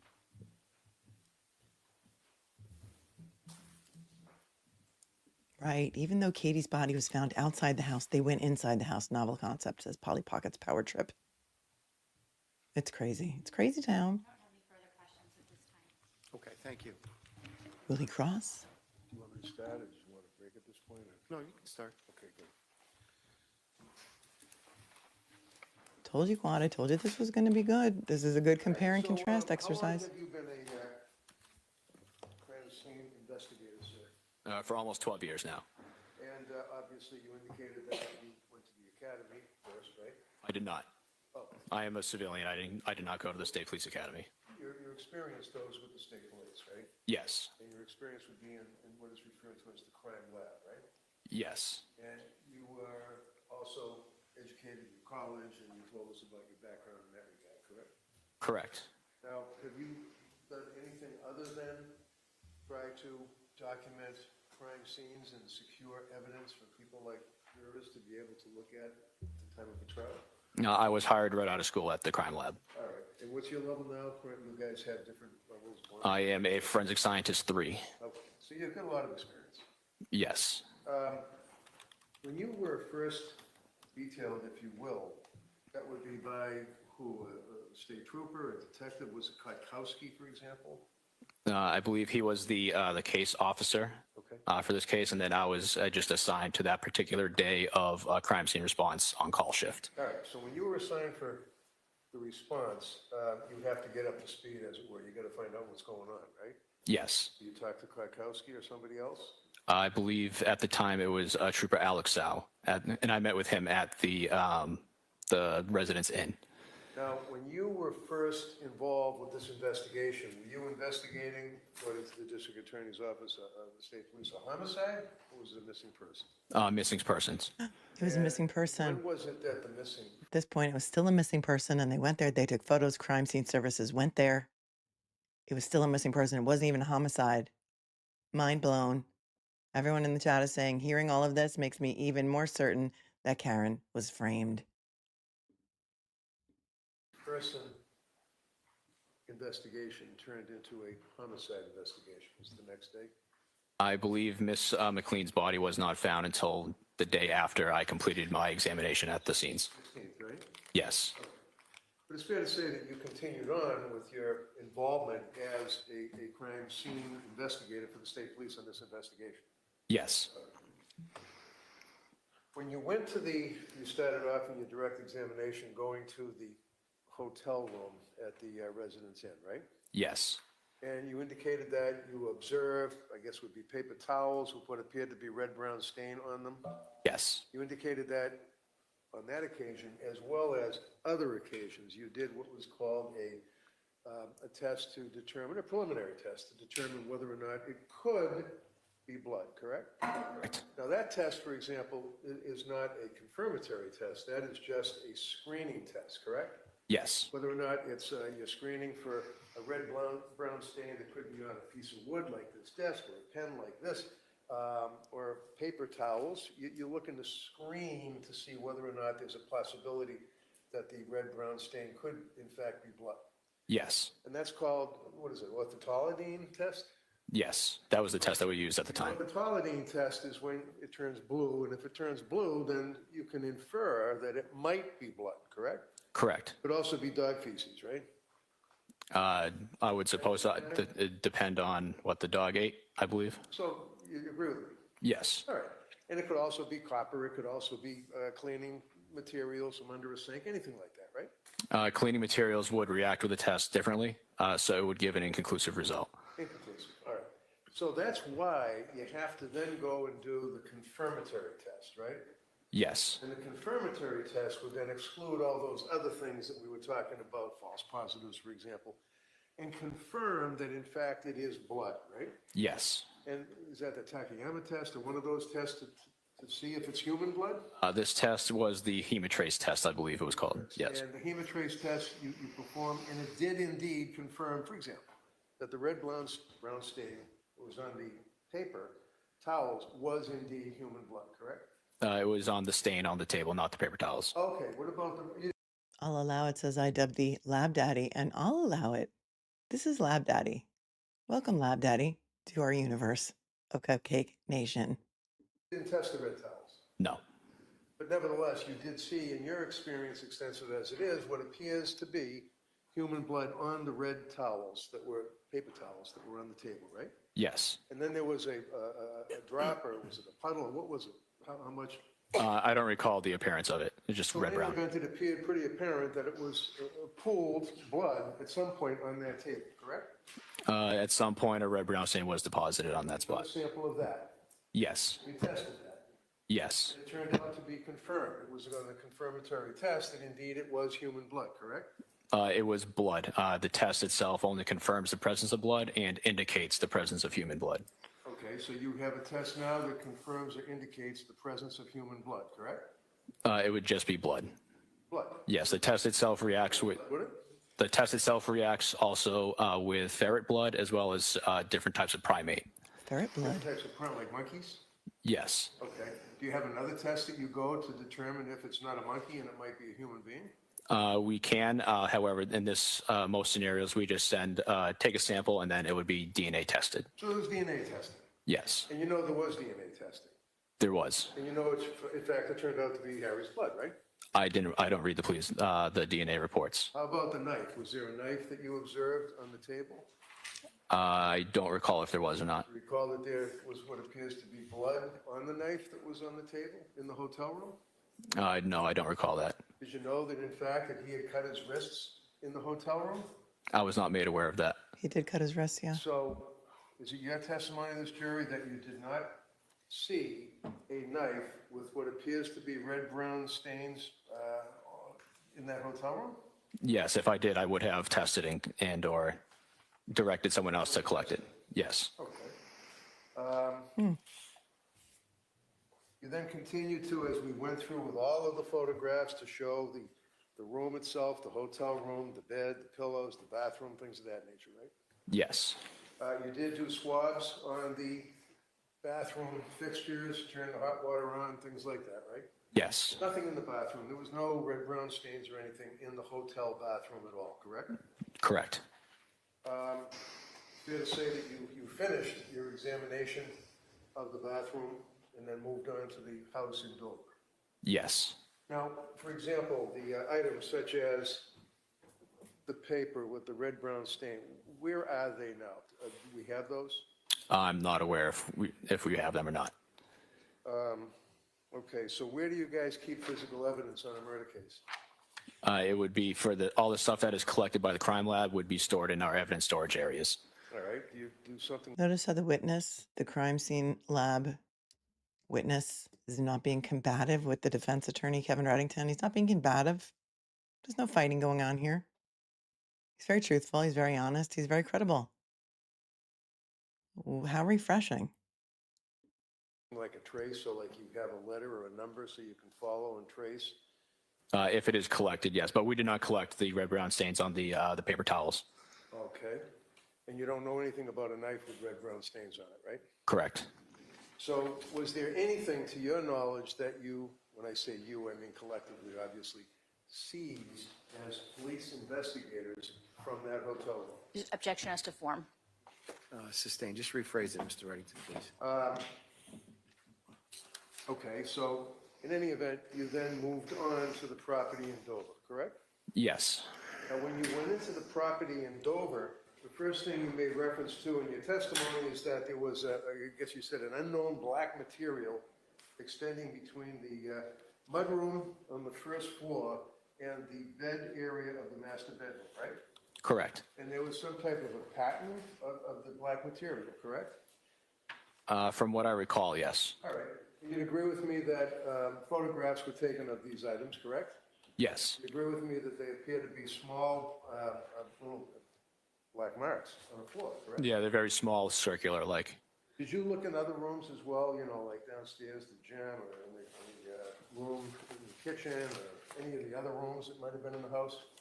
Just that main area on the first floor and extending up to the master bedroom. That was it, right? Yes. Okay.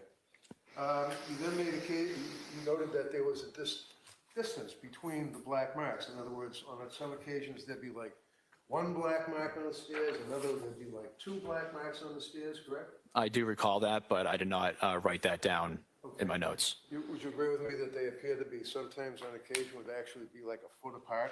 One black mark and the next black mark would be, according to the little arrows and those rulers, about a foot apart. Yes, roughly. All right, in any event, sir, as a crime scene investigator, you went into the multi-story home, you made observation of the unknown black material, correct?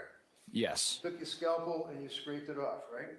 correct. You did not notice any smearing or streaking of the black marks at all, did you? From what I recall, no. You know that when Harry was arrested, ultimately that there was some personal property that he had, such as clothing that was in his hotel room, right? I would assume so, yes. How about footwear? Did you have occasion to know that he was wearing sandals? I don't know what type of footwear he was wearing. Was any footwear that Harry was wearing ever examined? Not that I'm aware of. Do you know whether or not it was seized? Do we have that somewhere in a bag somewhere? I'm not sure. Well, you're the only one that would know that, right?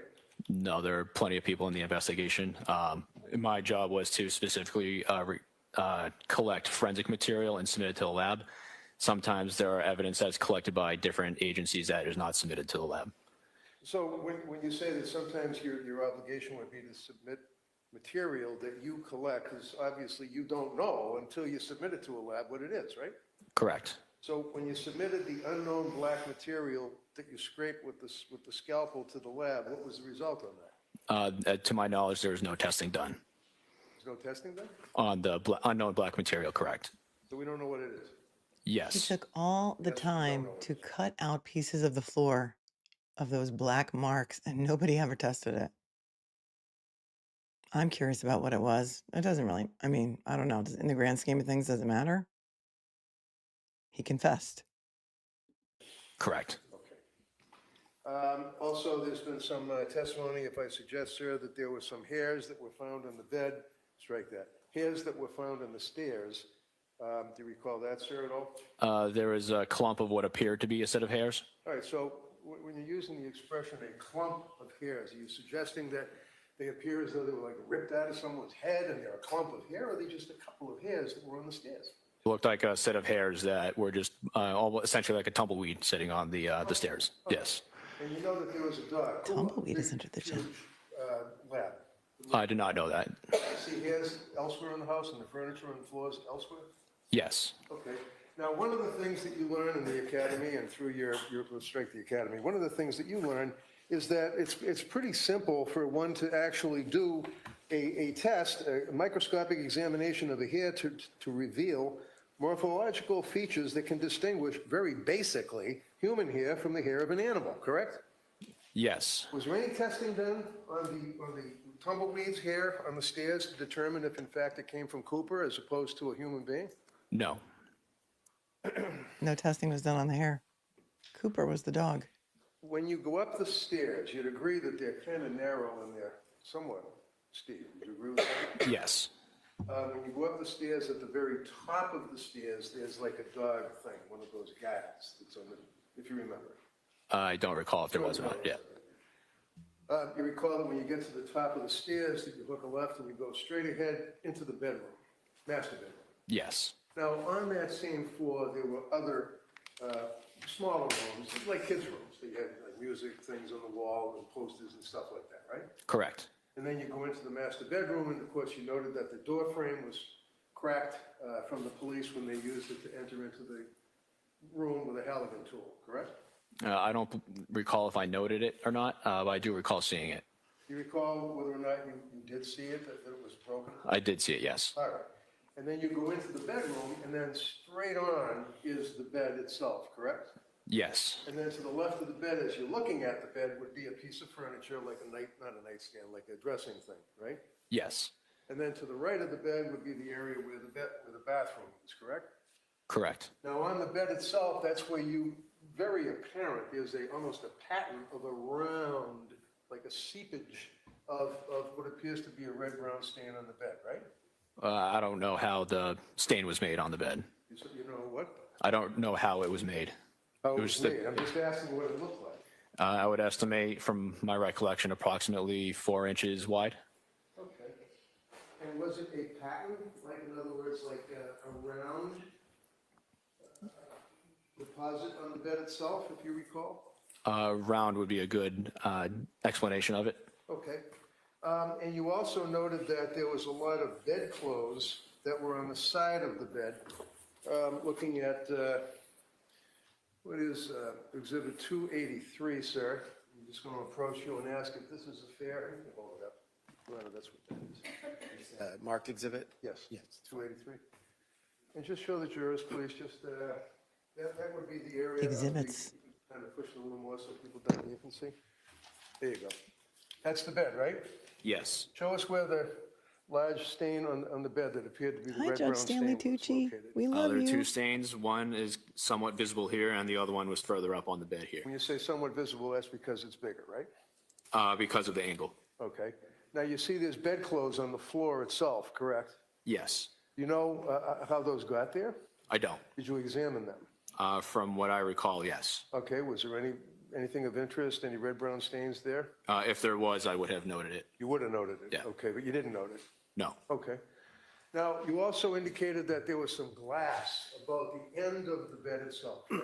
Yes. Now, looking at that exhibit, sir, would you agree that that shows the end of the bed? And also, you can see from that distance, there's shattered glass that was on the floor by the headboard, by the end board of the bed, right? Yes. Now, what happened to that glass? Do we have that? We do not. Or I do What? not at the crime lab. At the Where's crime lab? glass? Okay, do you know where it is? Did anyone sees it? I'm not sure if anybody else had sees it. I did not. Okay. You told the jurors that one of the things that you recall, sir, and I'm approaching you with, I don't think this has actually been marked as an exhibit, Your Honor, so I'm going to approach the gentleman. This one here, Judge. All right, you want it, are you intending to? Yeah, yeah. Any objection, Ms. Beatty? No. Okay, so is that, Why don't we mark it? Crazy how the evidence just gets in, nobody objects. oh, the this- yellow, I thought that was ID, I'm sorry, my bad. The ADA's name Okay, is so hold that Lisa up to the jury. That'd be Beatty. Exhibit 288? Yes? Yes. All right. And looking again, it kind of blends in with the woodwork, but you can see that's all the shattered glass there that we're talking about, correct? Correct. Now, you indicated in your testimony, you can put that down. You indicated in your testimony that there was also a glass that you noted, like a base, I guess is a good way to put it, a base of the glass, right? It was just, I believe I noted it was just what appeared to be a broken drinking glass. And where was that? It was on the dresser area. And you're careful to document these things, and you have your little charts and graphs and diagrams and everything. You make sure to refresh your memory that you're able to tell what physical evidence is at the scene that you're investigating, right? Yes. Now, you indicated that this broken drinking glass was on the dresser, right? Yes. Continue with Exhibit 284. Does that depict or show the broken drinking glass that was Look. on the dresser? Evidence markers. Yes. Yellow. Do you know, sir, where that is? Did anyone put that like in a box or a bag or anything? I'm not aware if they did or not. And would you know if, in other words, how do you guys know whether or not you have evidence? I only know of the evidence that has been submitted to the lab. Okay, so that was not submitted to the lab. Correct. You don't know where it is. You don't know where it is. I don't. You put that in. Are you aware, sir, that there was another base of a glass that was found underneath another piece of furniture that was next to the bed itself? I was not. Did you look, or did you see? Because if you look at the furniture in the exhibits or in the photographs, you can actually see the base of the glass that was also shattered. I did note that there were areas of what appeared to be broken glass. I probably just assumed that that base was a part of just broken glass. Just assume Yeah. that the base. Probably just assumed. We don't assume. We probably don't assume. We would never assume. That's amazing that he got the witness to say that. The glass is important because Harry Tuerk is going to testify. He's the defendant. He's going to say this was self-defense, that Katie smashed him in the head with the glass and that he reacted to that, grabbed her around the neck, and in a heat of passion, strangled her. And then she just all of a sudden was dead.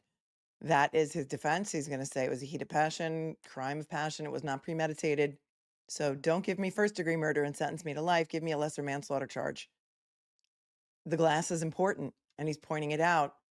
And I'm going to take that back to the question and answer so you can hear it. Areas of what appeared to be broken glass. I probably just assumed that that base was a part of just broken glass. Just assumed that the base. As you're sitting here today, do you remember that there was another base? No, I don't recall seeing one. Making that up. Objection. Sustained, Well, rephrase you're it. just saying that you probably Oh, might I have missed his remembered. snark. What did he say? And then she's like, objection. And they get along well, the ADA and the defense attorney. She kind of laughs at him when she objects, but what did he say? Sitting here today, do you remember that there was another base? No, I don't recall seeing one. Making that up. Objection. Sustained, Well, rephrase you're it. just saying that you probably might have remembered or seen it, but you don't know, correct? Objection. Overruled. I said apparent broken glass, and that can mean a wide range of shapes and sizes. Yeah, but when you report took pains to state a broken drinking glass was on the dresser and apparent pieces of glass were at the foot of the bed in the master bedroom. Yes, That's what you said in your report. correct. You said nothing about other glass scattered around the bedroom anywhere, right? I did not. Okay. And you said nothing about another base of a glass being underneath a piece of furniture next to the bed, correct? Correct.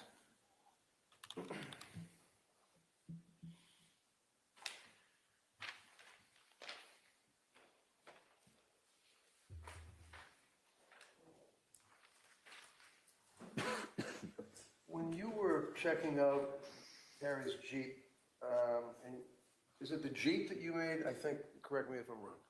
There was some red-brown stains on the steering wheel Correct. and also, I guess, on the air conditioning or something, or knobs? There was only a visible red-brown stain on the steering wheel. All right. And that was swabbed, right? Yes, And that was sent in for testing, right? correct. And that was his blood, wasn't it? I don't recall if it was or not. It was, you know, he was struck by the glass and he was bleeding from his head, right? I was not aware of that.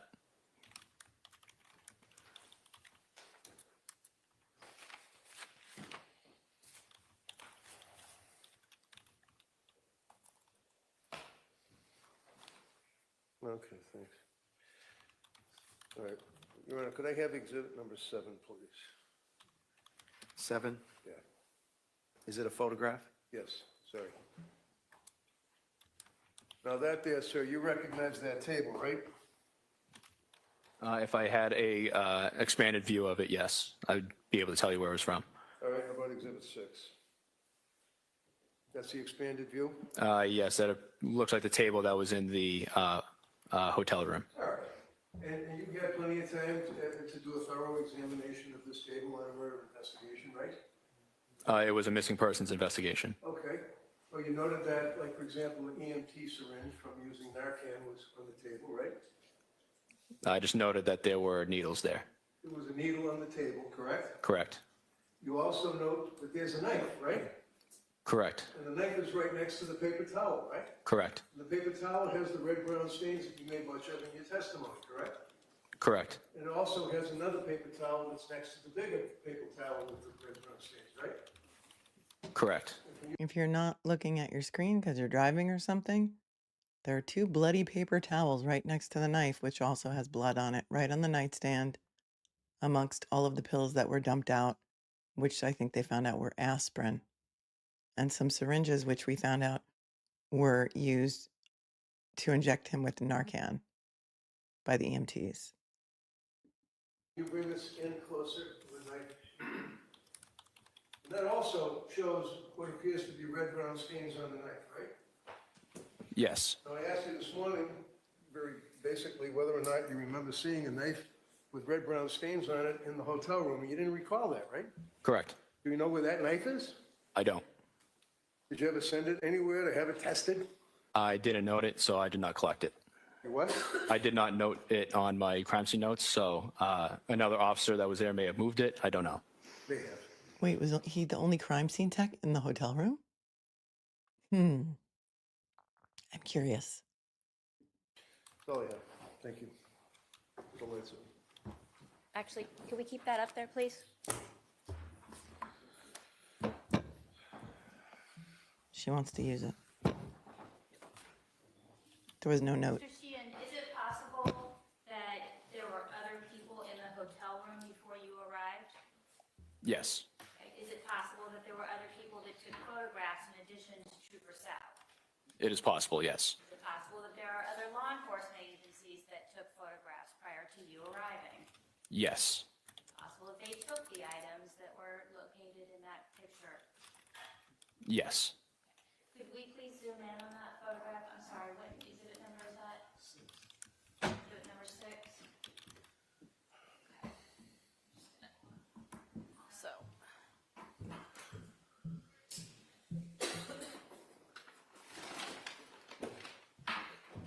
All right. So do you see a knife in that photograph? I do. And then Ms. Gilman, can you move it down a little bit? I'm sorry, I driven fear. Up is more what I meant. Do you see a cell phone in that photograph? I do. All right. And did you note anything in your notes about either seeing a knife or a cell phone? I did not. Okay. And now, Ms. Gilman. Sorry, I just need the lights because I can't see.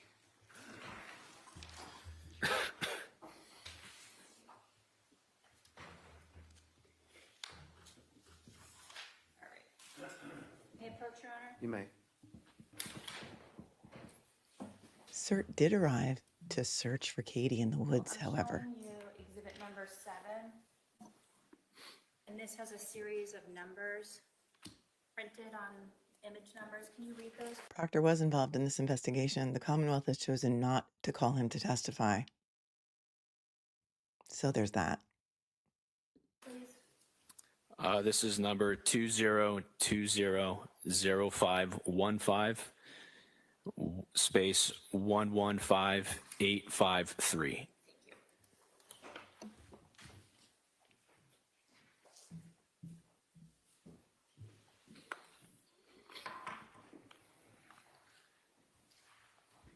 right, Ms. Gilman, please have exhibit number 37.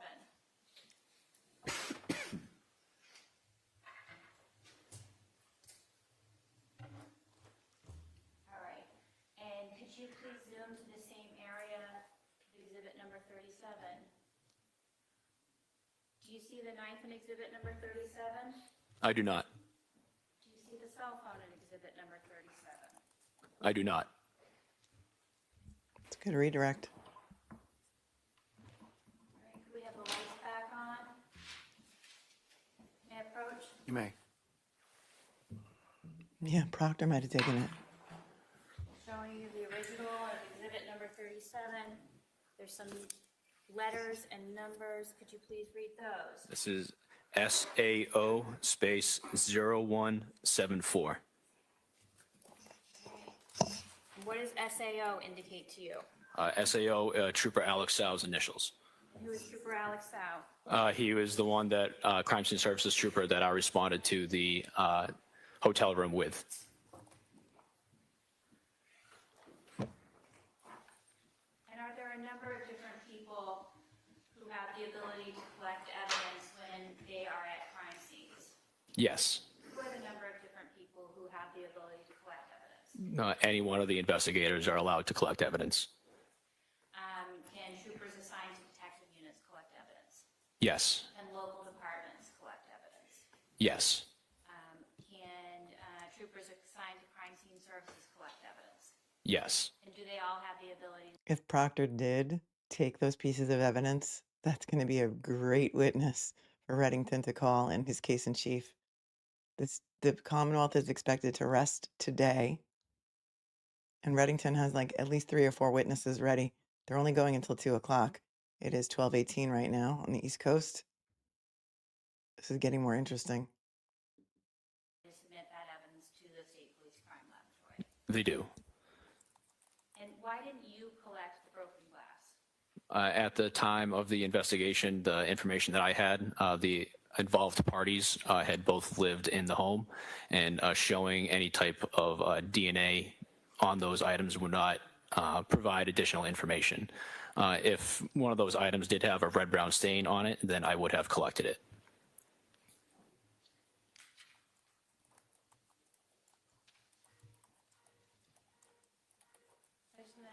Yes.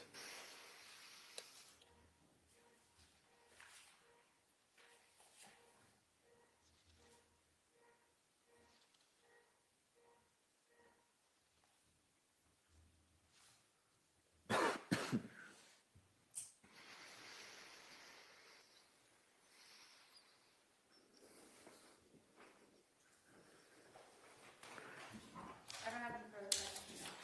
Well, you got to see it before you can collect it, right? There was a picture taken of it, so it was seen. Oh, so you've seen the picture. I saw that from that picture, but I did not see it at the crime scene. Okay. My question, sir, is when you say they took a picture of it, what are you referring to? The knife that was on the table. Okay. Let's go to the bedroom. The second, if you will, base of the glass that was underneath the furniture, that was not seized. We've already established that, right? It was not seized by me. Okay. You didn't see it? Correct. All right. So like you told the jury that if you had seen red-brown stains, you would have tested it. You didn't see it. You have to see it before you can test it, right? Correct. Okay. Who is Alex Sau? He was the crime scene services trooper who was taking photos. So isn't it true that you guys have pretty much your rigid box that you're in when you're investigating? In other words, someone's a photographer, someone secures the scene with that yellow tape we're all familiar with, right? Objection is to form. Okay, I'll rephrase it. Someone secures the scene to make sure that people aren't traipsing through it and messing up the evidence, right? They secured the Yes. scene. Right. Someone like you would be designated as the CSI, a crime scene investigator that would actually look for evidence, right? Correct. And you're telling this jury that somebody possibly took items, it could have possibly been another trooper or even a local cop? It is possible. Objection as to form. Okay, overall, he may answer it if you know. It is possible. I do not have control over what other people Wait, he didn't collect or. finish the question. I want to hear the question again. Took items, it could. Correct. And you're telling this jury that somebody possibly took items, it could have possibly been another trooper or even a local cop? It is possible. Objection as to form. Okay, overruled. He may answer it if he knows. It is possible. I do not have control over what other people collect or don't collect. Well, you've heard of chain of custody, right? Yes. And chain of custody basically means that if someone has a pen and they hand it to you, you want to document it, you write it down. You guys have those little checklists, right? Yes, Did you fill out any checklists of chain of custody on any of these items? I did. Did anyone tell you that they seized, for example, a knife with red-brown stains on it out of the hotel room? I was not made aware of a knife with red-brown stains on it. Isn't that something that would be important as a lead crime scene investigator, that you're telling jury, you send stuff to the crime lab to have it tested? They're going to tell you about it, right? Yes, Nobody told you about that, right? correct. Nobody told you about the other base of a glass found underneath the furniture, correct? Correct. You never tested the spots, the black spots, right? I did not know. Nobody did. Nobody did. Nobody sent them to Trace Services, right?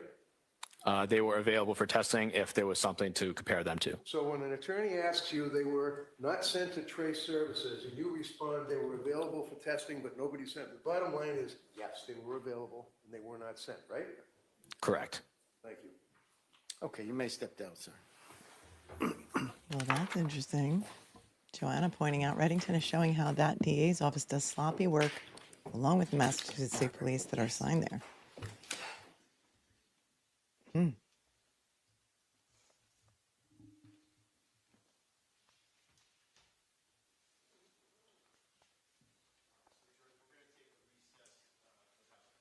Minutes, and then come back and go until about 2. All right? Okay, thank you. Okay, we are a little bit behind, so let's see how far we are behind.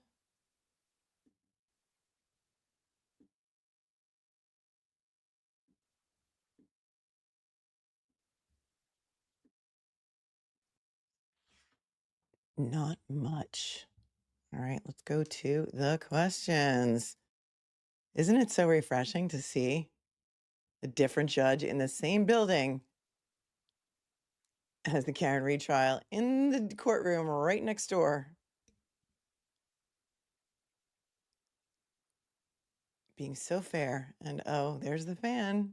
There's the fan.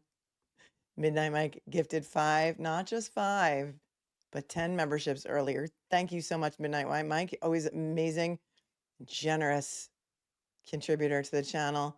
Thank you, Amon, for your super sticker. Thank you, postmenopausal New Hampshire woman, for your super sticker and compliments.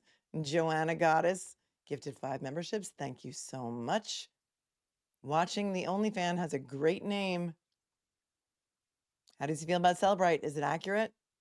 He wasn't asked his opinion, but they seem to be relying on it, right? Watching the OnlyFan in here again.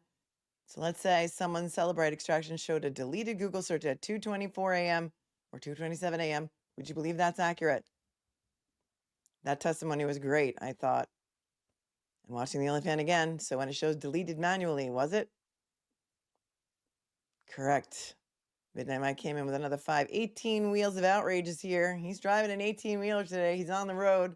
He can't text while he's driving, but safe travels, our friend. Safe travels, and thanks for gifting 5, as did the Petty Paralegal, who's also an amazing contributor to this channel. You guys are awesome. Karaoke says, I'm in awe.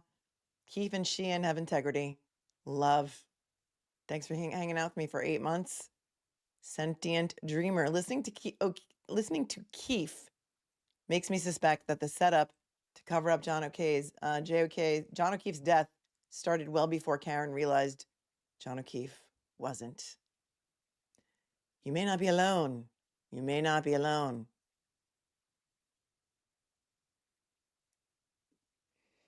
Running on Caffeine says, watching this trial, does anyone believe that Karen just drew the short straw in getting assigned to Judge Bev? Well, here's the thing about that. Judge Bev was especially assigned to Karen Reed's case, not the other way around, especially the second trial. This case, the Tuerk case, was taken away from Judge Cannoni and assigned to Judge Hallal. The Brian Walsh case was taken away from Judge Cannoni and assigned to a different judge. And yet, Judge Cannoni was specially assigned to stay on for the Karen Reed trial number 2. And you know, it's not uncommon that the same judge would sit in on the retrial because the judge is fully familiar with the case, and so it helps instead of another judge having to get up to speed. He has not taken the stand yet because the Commonwealth has not rested yet. The Commonwealth is expected to rest. I think, how many more witnesses did they say they have, you guys? Maybe 1 or 2. Court's only going until 2 today. They're on a short break right now. And so we will see. This trial should wrap this week. But Kevin Reddington did say in his opening that the defendant, Harry Tuerk, is going to take the stand. So that is going to be interesting. Really interesting. Let's see if Christina Rex has any update on what's happening in the courtroom next door with regard to Karen Reed's jury selection. We're looking for 6 more jurors in that case. And they have 10.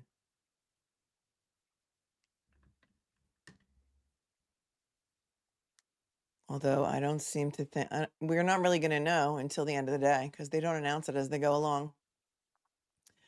But she did tweet that 91% of today's jurors, because there were only 45 jurors in the pool today, had heard of the Karen Reed case today, 91%. The average for the first 3 days of jury selection, are we on day 4 only? Maybe we're on day 5, has been 75%. Thank you to everyone who gift membership. Memberships, Green Hat Southern Girl says, I think it was planned. You mean her getting Judge Cannoni? Seems that way. Scott McGinnis is here. MSP detective groups should not be attached to politically elected DA's offices, rife for corruption. Melissa chimes in that Bev is there for a reason. That's what people think. Ashley says, can Carrie's defense cite his testimony regarding Celebrite as case law in her second trial? If it conducts with Garino's original testimony, if it conflicts with Garino's original testimony from her first trial, no, this is not case law. Case law is decisions by appellate courts that are published. They cannot use the testimony of another witness in another trial, even if it's under oath, if they do not call that witness. And so I don't see that they would have a reason to call him as a witness, but they cannot just use his testimony. I hope that answers your question there. Did CERT arrive to check the scene? Said Adjuster Rove Bev, your bias is showing, oh wait, sorry, wrong case. No, but they did. CERT did arrive to search for Katie McLean. They did the search because when they pinged her phone, it pinged in the woods, but the phone was really in the house on the nightstand. And the pond where she was found was almost 2 miles away. So goes to show how maybe it pinged in the woods behind the house, not near the pond, but it wasn't a very accurate ping. And that goes to show the accuracy of that. Look at Valoma Unstuck coming in and gifted 10 memberships. And congratulations and welcome to the 10 new members who have joined us today. Thank you so much. That's very generous of you. And Manj, nothing to see here, says, it feels good to not have my head popping off. I wanted to say I finally bought 2 t-shirts and a sweatshirt just now. I can't wait to get them. That's awesome. That's awesome. There's 20% off in the merch shop today. Why don't we, while we're here, take a look at some merch, just in case you feel like you want to get some merch, because it's fun and it's 20% off. Let's take a look at the merch shop. The link is pinned underneath this video in the show notes. You need to close out your chat if you want to get it. So let's take a look at this. Here you go. If you're gonna buy some merch, here's where you get the coupon. Here's the coupon right at the top. It expires today. Today's the last day. 20% off everything. You just click redeem on this little coupon here. Redeem. And then you too can get your merch. This shirt, for example, says Free Karen Reed on the front. And the trolls gave me this slogan. I went to Cancun with attorney Melanie Little. If you know, you know. Look, it's not Amazon. It doesn't come in a day or two, but you know, it takes maybe a week or so to get there. But isn't that fun? And then we also have some other designs, such as the baseball t-shirt, which says Free Karen Reed on the back.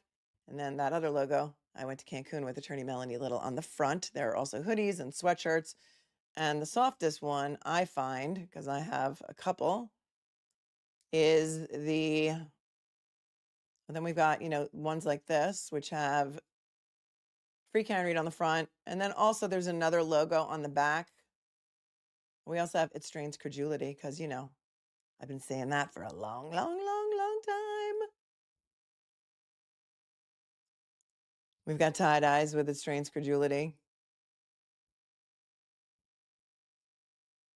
Some of the designs didn't look good with the tie-dyes, so we couldn't really use them on there. Let's see,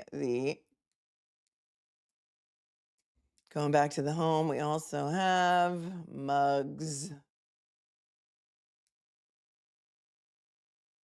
These are the softest. These zip-up hoodies right here, these are the softest. They also run huge. This is the Bella and Canvas zip-up hoodie. They run huge, and they also have some really fun colors. Like I have the white one, which I really love. And I also have, what are the other colors?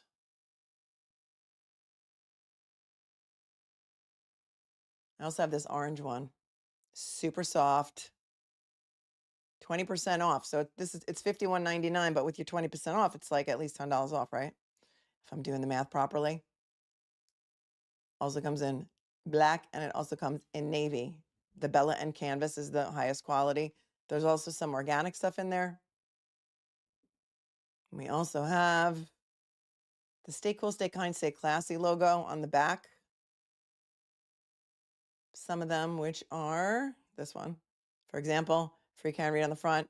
It's got the We Are Outraged, Stay Cool, Stay Kind, Stay Classy. On the back, it says Attorney Melanie Little. On the bottom, doesn't show up that well on this color. Shows up better like on the black or gray. And there's all that fun stuff. So if you want to, 20% off. The link is below. Check it out.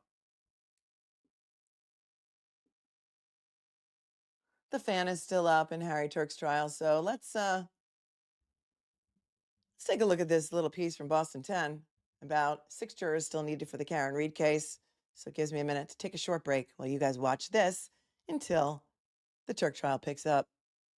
It's 6:34 right now, and we are getting closer to opening statements in the Karen Read murder retrial. Yeah, week 2 of jury selection gets underway today, and we are more than halfway there, LaToya. We are. So NBC 10's Manoj Bongwari, live outside of Norfolk Superior Court in Dedham. Manoj, good morning. 10 jurors have been seated so far in this case, 5 men and 5 women. Now, we're told that the sweet spot number is 16, but of course, the court will not turn down the opportunity to get as many as possible, just in case. Nearly 300 people have went before the court, and the biggest obstacle is that a majority of them have admitted to talking about, discussing, or hearing about this case in which Read is accused of killing her Boston police officer boyfriend John O'Keefe 3 years ago. And for that, she's accused of second-degree murder, manslaughter, and leaving the scene of a crash. Well, speaking of those charges, last week we learned Karen Read's team has asked the U.S. Supreme Court to dismiss 2 of those charges, claiming in the first trial the jury unanimously agreed to acquit her of them. Now, we'll of course see what the Supreme Court has to say, or if they agree to take this hearing on anyways. But we do know that Karen Read's team has gone before 4 judges attempting to dismiss those 2 charges, and each of those judges have denied their request. We'll keep you updated on what happens. But for right now, we're live here in Dedham. Manoj Bongwari, NBC 10 Boston. Appreciate that, Manoj. Stay with NBC 10 Boston, everyone, for complete coverage of Karen Read's second murder trial. We'll carry court proceedings live every day on our sister station, NECN, and we'll also stream it on our YouTube page. Then catch a recap of what happened every weeknight at 7 on Canton Confidential. That was from earlier this morning. Welcome to Canton Confidential. We are getting... No, we don't want that. That was from earlier this morning. So it looks like it's raining there. It's raining outside this morning. It's raining here in New York, too. Nina, thank you. Did you see the Broken Baker stream yesterday? I tried to watch it, Nina, and when they started fighting, I had to turn it off. So for those of you who don't know, Broken Baker interviewed Kevin Lanahan from Yellow Cottage Cheese about the book that he wrote. I heard him say that he went to lunch with Higgins at least once or twice, right? And then when it got too contentious, I couldn't listen anymore, so I really got maybe like a half an hour through it. Did you? Did anybody else watch the whole entire thing? It's raining men. Patty became a member. Welcome, Patty. If you are new to this case, there are excellent show notes. Thank you very much, Jay-Z, for pointing that out below the video in the show notes. You just need to close your chat out to get to them. Let's see, there was another clip of something that kind of made me mad that I wanted to share with you guys because I think you might be outraged by it too. So since we have some time, whether they're getting a short lunch in the Tuerk trial, let me just go back to my history and see if I can find it for you.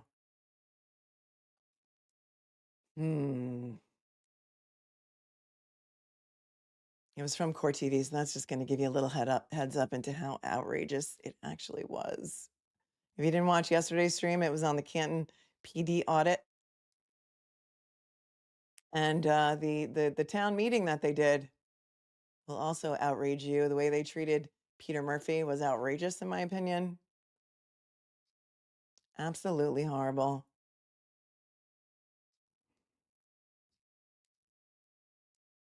Talk amongst yourselves for a second while I try and find this. I have a very long YouTube history. Apparently.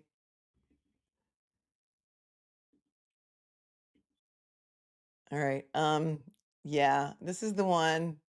This is the one with Big Case Mike, and I just can't even believe that they are allowing Big Case Mike to still come on Court TV. This is from 2 days ago, but if you know, you know. Big Case Mike was very vocal when he first came on. We watched it together. I hate Karen Reed. I hate that woman.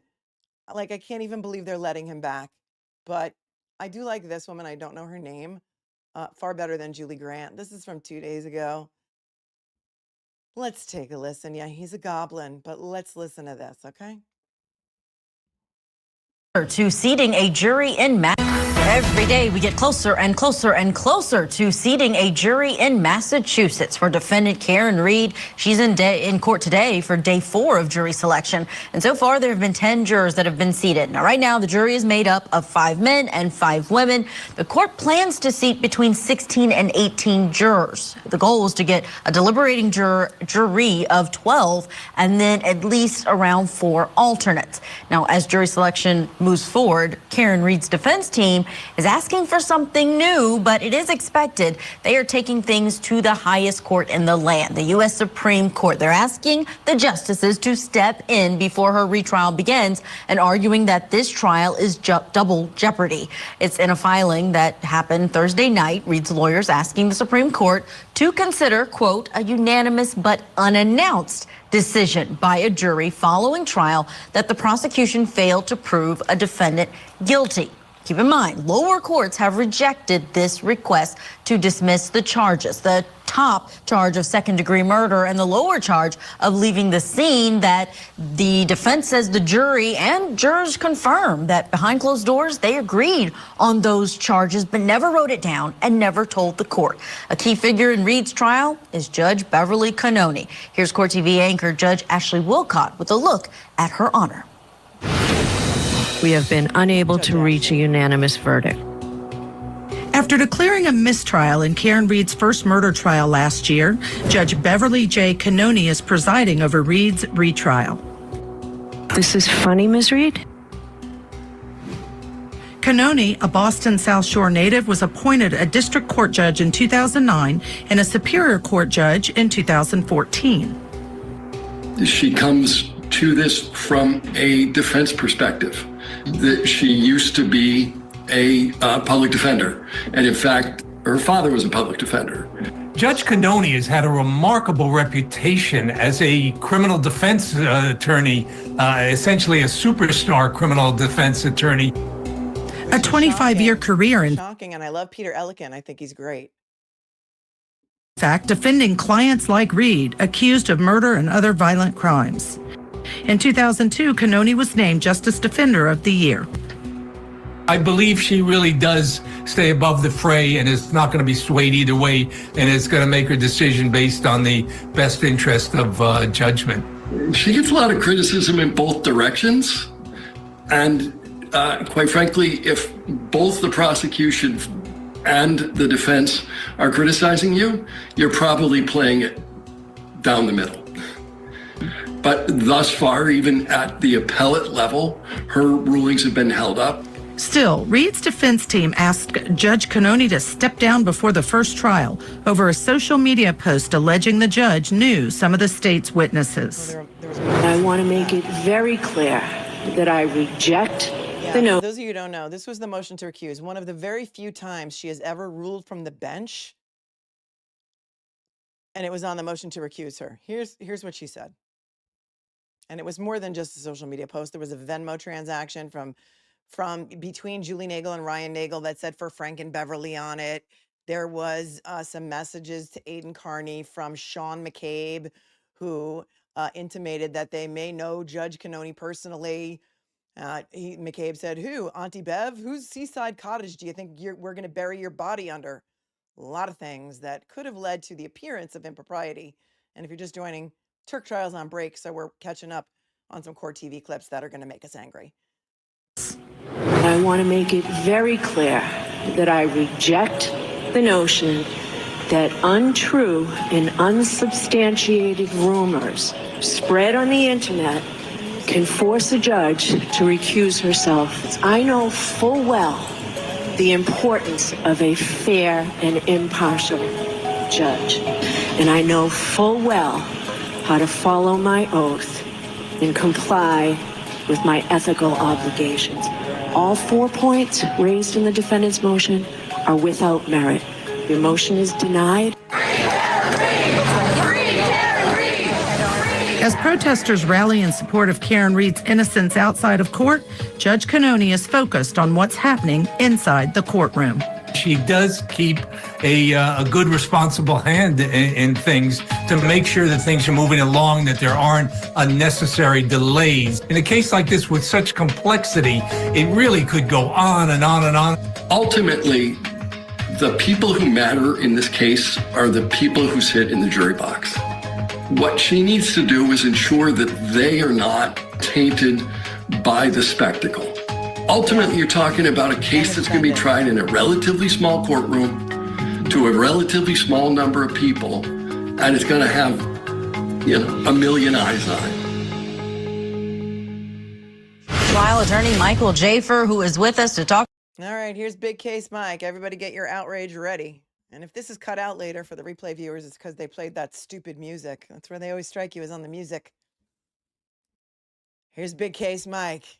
Get ready. About the Karen Reed case. And Michael, I feel like I need to have a little asterisk by your name when you talk about the Karen Reed case because you are very pro-prosecution in this case, though we know your opinions are grounded in facts and the law.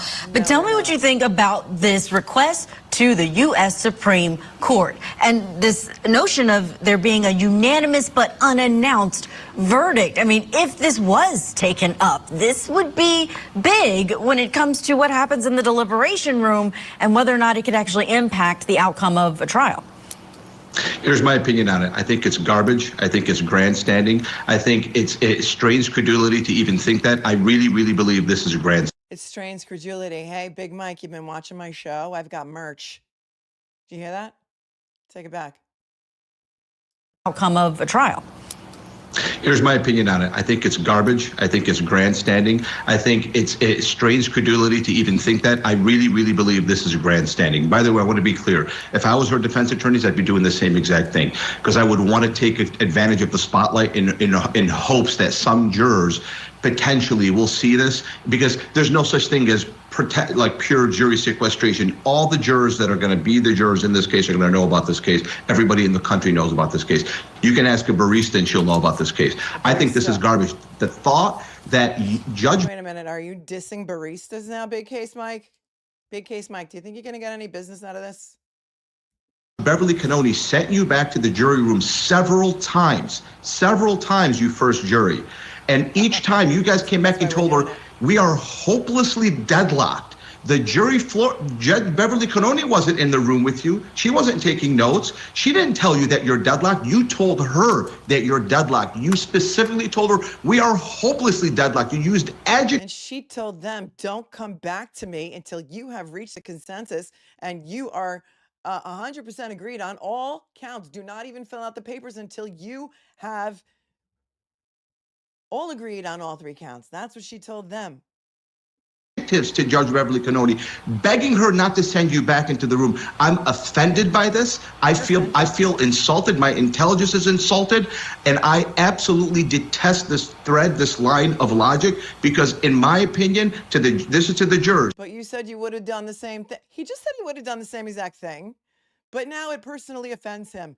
He usually says, "I detest Karen Reed. I hate that woman." He takes it personally. This is hilarious. I gotta play it again for comic relief. Hold on. I know. Can you believe they still call him?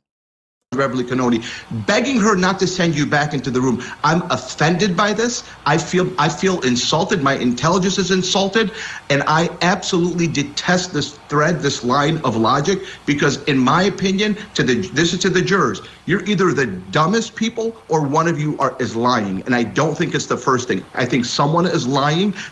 You think the jurors are the dumbest people? Jurors, if you're out there and you're watching, this man has called you out on worldwide court TV to say that you are the dumbest human beings on the planet. Do you want to stick up for yourselves, jurors? One of them is actually on the defense team now. Her name's Victoria George. She was a juror in the first case. She did not deliberate because she was, I don't know, coincidentally called as an alternate or chosen as an alternate out of the bingo drum by Clerk Jim, who didn't show those Scrabble tiles to anyone. She was called as an alternate. She's a lawyer. They knew she was pro Karen Reed. And she was so offended that she's on the defense team now, okay? She's an attorney. So you just called them the dumbest people in the world. I hope they come out. This is why no one watches court TV. This is why people like me turn them down when they call me all the time to come on. I'm like, yeah, no. Who else is coming on? No. No, I can't argue with yellow cottage cheese. Sorry, not for me. Listen to this. Let's take it back. Intelligence is insulted, and I absolutely detest this thread, this line of logic, because in my opinion, this is to the jurors. You're either the dumbest people or one of you is lying, and I don't think it's the first thing. I think someone is lying. There is no way that Judge Beverly Cannoni sent you back multiple times and multiple. Look at the poor host. Look at her face. She's like, really? Really? Producer, showrunner, booker for court TV. How dare you put me on a split screen with this guy? How's that anger management class going, sir? What? Multiple times you told her we are hopelessly deadlocked, but you were unanimous on the top charge. It makes no sense. So what are we doing here? This is completely farcical. There's just no way that happened. One more thing. How could you be unanimous on the first charge and third charge, but not be on the second charge? It sounds to me like somebody's just lying. Oh, Michael, it's not just one juror that's saying that. There have been several jurors who have come forward. I believe at this point it's the majority of those 12 who have come forward to at least the defense, the media, or to the prosecution to say, yeah, we were unanimous on not guilty. I agree with you. It's very weird that they at least didn't ask the judge, because I have seen that. I've seen jurors not know that they can bring back a partial verdict, but they will ask the judge, what if we're hung on one charge and not on the other? We'll see if this even gets reviewed by the Supreme Court in the amount of time, but the odds are that it is not, and we are going forward with this trial. But in talking about the jury, we've had some... In Beverly Cannoni's courtroom, the odds are never in your favor. And it is like the Hunger Games, like the damn Hunger Games in there. Viewer questions about sequestration. You mentioned there's no pure sequestration, but why do you think these sides haven't asked for any kind of sequestration, even a partial? Once the verdict or once the jury is deliberating, they could just have them sequestered for that point in time. I think the day and age that we live in, if you walk past that courthouse, your phone identifies that you're there, and it feeds you stories, and you start ingesting stories about it. I think it's just the law has not caught up. These sequestration rules were set up in a time before social media. They were set up until 10 years ago, 15 years ago. They work. They just don't work. I think the system's trying to catch up. I think at this point, if you're like Hank Brennan, for example, all you can hope for is you have a jury pool that does not have people who believe the earth is flat. Complete morons, because that's what you need in order to believe that Karen Reed defense. Complete morons. You need complete morons on the jury to believe that the world is flat and that Karen Reed is innocent. What? I'm sorry, what? Let's hear that again because he's already insulted the last jury.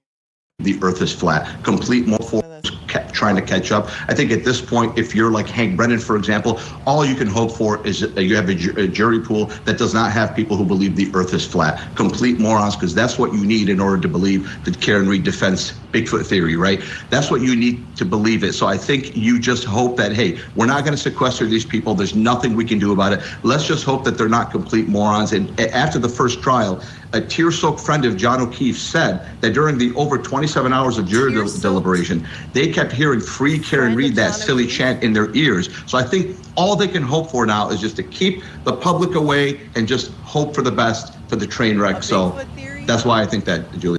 All right. Yeah, his name is Michael Jafer. I think he's got 150 Twitter followers. Under her eye, praise be, Bigfoot theory, and all the rest of it. We're back in court on Tuerk. Yes, Your Honor. How many witnesses? One.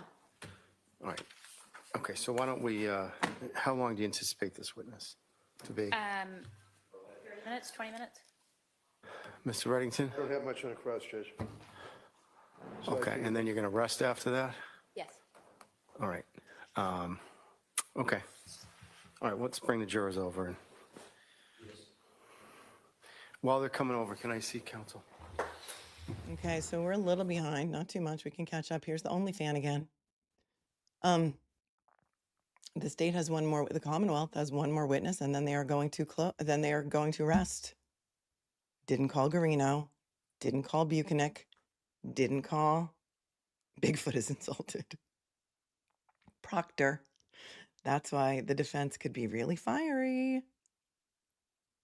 They did call Fanning, though. And we watched Fanning, I think. Was that on Wednesday?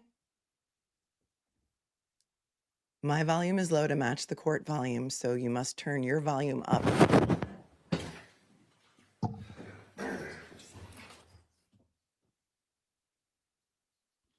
The court TV volume that we just watched was much louder, hence the disconnect.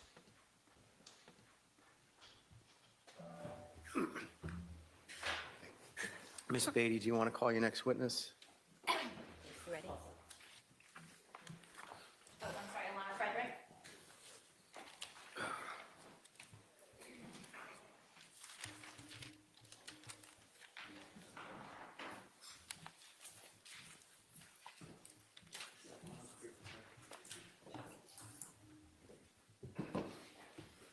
Good morning. Good afternoon. Do you solemnly swear that the testimony you shall give to the court and the jury in the matter now pending shall be the truth, the whole truth, and nothing but the truth, so help you God? I do. Thank you. Good afternoon. Good afternoon.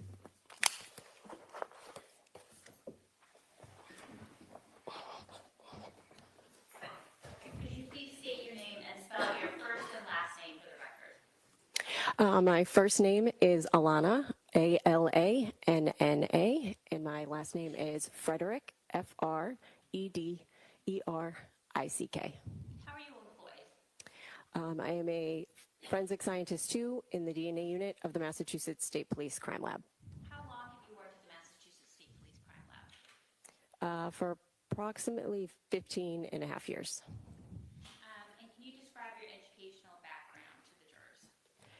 I received my Bachelor's of Science in Chemistry with a concentration in forensics and a minor in criminology from Merrimack College. And can you describe to the jurors your professional background? I attended a 17-week training academy at the Northeast Regional Forensic Institute, where I studied population genetics and statistics and DNA typing methods, and then also did training in-house with the protocols and procedures I would be using in casework. And is there continuing training at the crime laboratory? Yes, we DNA analysts are required to have a minimum of 8 hours of continuing education every year. And are there competency tests and proficiency tests in the DNA section of the State Police Crime Laboratory? Yes. So a competency test is given to an analyst at the end of their training before they start using that procedure on casework. It is a hands-on lab test where you know what the outcome should be, so you have to pass that test to do casework with that technology. That is a competency test. And then I also take proficiency tests every 6 months. That's after your original competency test. And these are also hands-on lab tests where we know the results to ensure you're still using the protocols and procedures properly. What is DNA? DNA stands for deoxyribonucleic acid and is the fundamental building blocks for all living organisms. We get half of our DNA from your mother and half of your DNA from your father. And it is the understanding that DNA is different between individuals with the exception of identical twins. And where is DNA found in the human body? So DNA is inside of the cells in your body.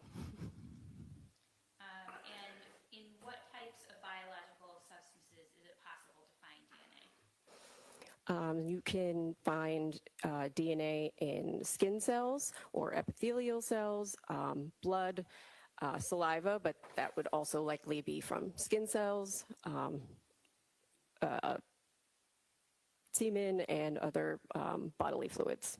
And can the DNA of an individual person be analyzed? Yes. And how is that done? So generally speaking, when we analyze DNA at the lab, the lab uses a 4-step process. The first step is called extraction, where you start with a small sample in a small tube and use heat and chemicals to break open the cells that are on that sample because the DNA is inside of them.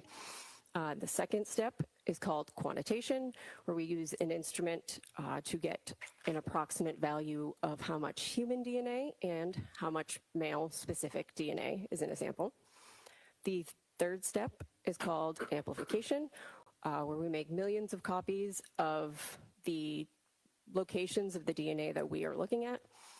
And the fourth step is called detection, where we use an instrument that separates each of the DNA fragments based on their size, and the different sizes is what makes up a DNA profile.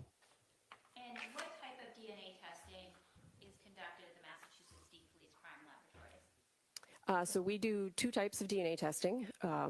We do STR testing, which is human specific, so both male and female DNA profiles would be present. And then we also do what is called YSTR testing, and that is male specific. So that is actually only looking at the Y chromosome, and that is inherited patrilineally.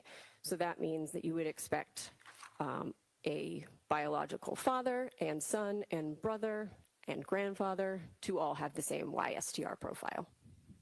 And why would either STR or YSTR testing be conducted on a particular biological sample? It can depend on a variety of reasons. The most common is that in cases, especially in sexual assaults, there is often a female victim and a potentially male perpetrator, and body swabs will obviously have the DNA from the person's body that you have taken it from. So intimate swabs of a female victim you would expect to have a lot of female DNA present on those. So because the probative portion would be male specific in that instance, we can look at just the male portion of the DNA in that sample. And are there other scenarios in which YSTR testing is particularly useful? So generally speaking, it would be in any sample type where we have a lot of female DNA present and not a lot of male DNA, and we are trying to get the male portion of that profile. What are the possible uses in general of DNA testing? There are many. So you can use it forensically.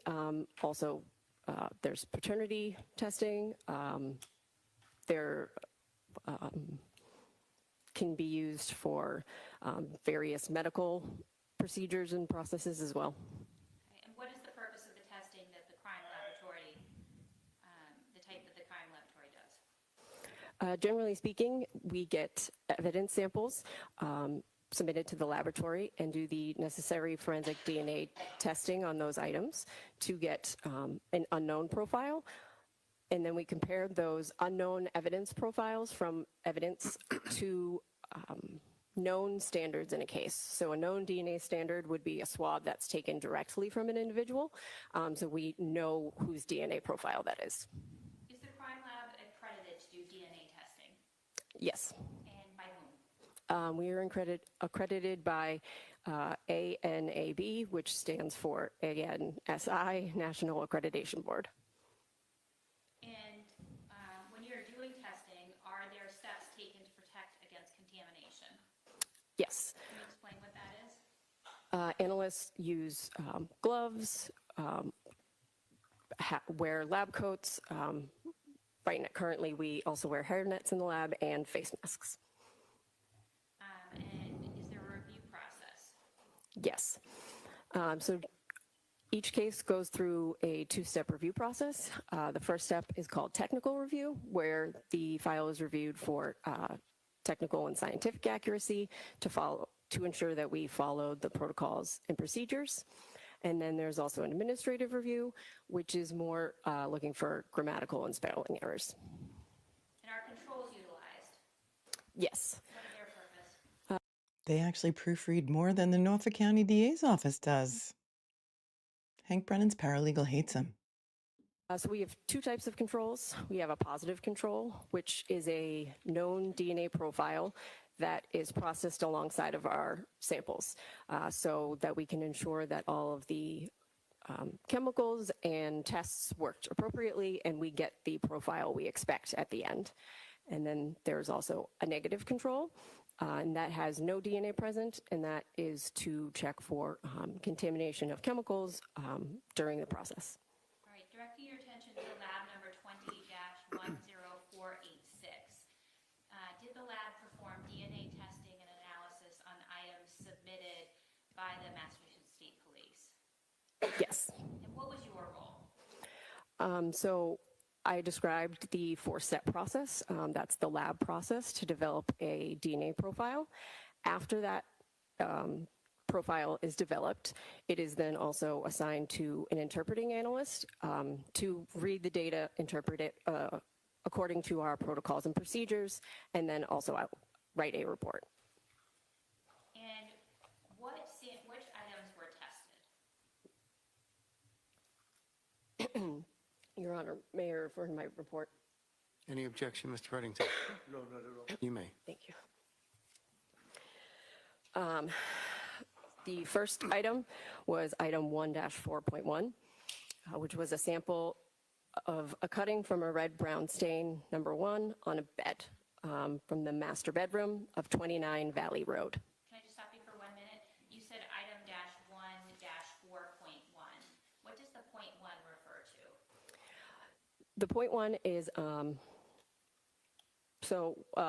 items first, a whole item's item number would be 1-4.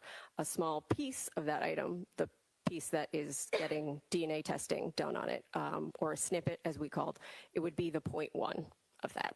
Okay.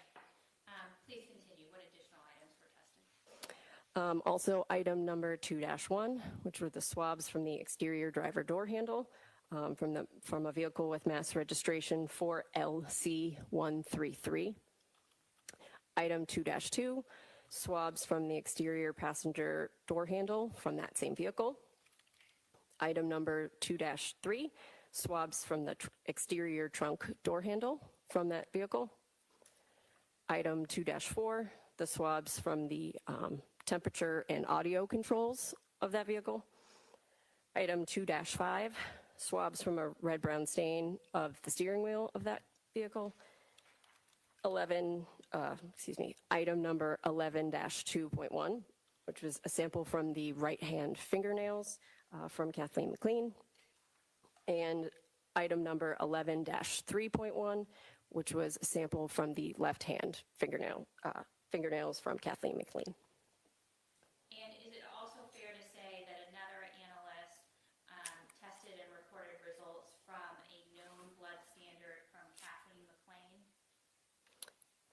Yes. And what was that item number? That item number was 11-1.1.1. Thank you, Susie Ritchie. Also a known saliva sample from Ingolf Tuerk. What item number was that? That was item number 15-1.1. So item dash 11, I'm sorry, item 11-1.1.1 and 15.1.1, those are known standards. Is that what you were talking about earlier with known samples? Yes.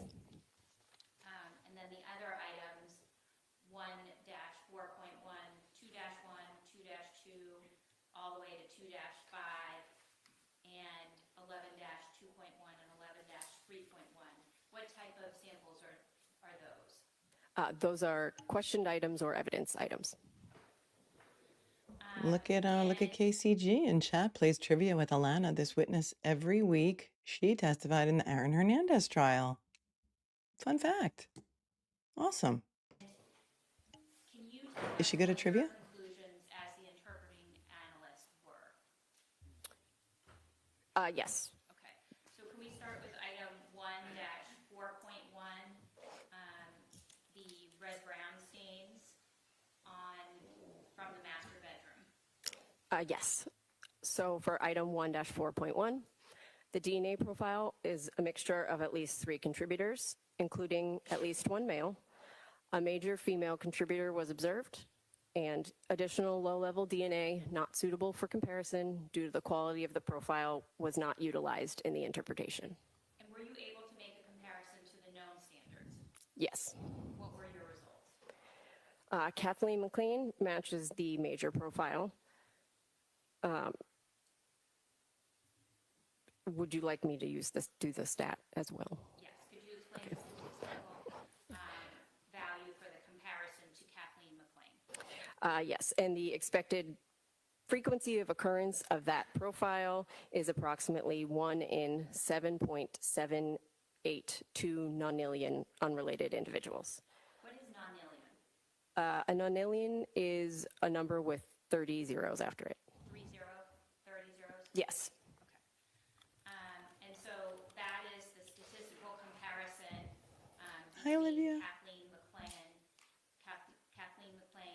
and the red-brown stains on 1-4.1, is that correct? Yes. And were you able to make a comparison to Ingolf Tuerk's known saliva standard? Yes. And what was that result? Ingolf Tuerk does not match the major profile. Regarding 2-1 and 2-2, the swabs from the exterior driver and passenger door handles, what were your conclusions? So those were 2 separate items, but they did have the same conclusion.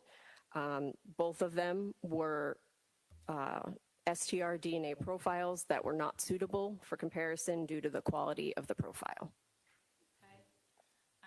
So does that mean that you were not able to do any sort of calculation or further work on them? Correct. Regarding 2-3, the swab from the exterior trunk door handle, what was your conclusion? So the STR DNA profile was a mixture including male DNA, and 2 contributors were assumed. And were you able to perform a statistical calculation for comparison? Yes. And what is that? So the DNA profile from this item is at least 1.3 septillion times more likely if the DNA originated from Ingolf Tuerk and an unknown individual than if it originated from 2 unknown individuals unrelated to Ingolf Tuerk. This provides support for an inclusion. And what is that, the number septillion, what is that? A septillion is a number with 24 zeros after it.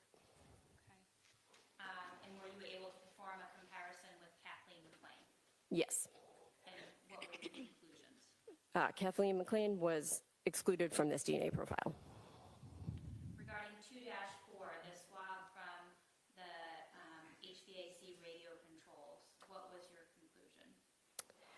The STR DNA profile is a mixture, including male DNA, and 3 contributors were assumed. Were you able to make a comparison to the known standards? Yes. And were Yes. So the DNA profile from this item is at least 5.9 quintillion times more likely if the profile originated from Kathleen McLean and 2 unknown individuals than if it originated from 3 unknown individuals unrelated to Kathleen McLean. That provides support for an inclusion. And secondly, the DNA profile from this item is at least 1.1 billion times more likely if the DNA profile originated from Ingolf Tuerk and 2 unknown individuals than if it originated from 3 unknown individuals unrelated to Ingolf Tuerk. This provides support for an inclusion. Regarding 2-5, the swabs from the red-brown stain on the steering wheel, what was your conclusion? The STR profile is a mixture, including male DNA, and 2 contributors were assumed. And were you able to make a comparison to the known standards? Yes. And did you calculate statistics? Yes. And what are those? The DNA profile from this item is at least 21 nonillion times more likely if the DNA profile originated from Ingolf Tuerk and an unknown individual than if it originated from 2 unknown individuals unrelated to Ingolf Tuerk. This provides support for an inclusion. All right. And were you able to make any conclusions regarding Kathleen McLean? No conclusions can be made regarding Kathleen McLean as a contributor due to uninformative statistics. All right. Regarding 11-2.1, the sample from the right-hand fingernails of Kathleen McLean, what was your conclusion?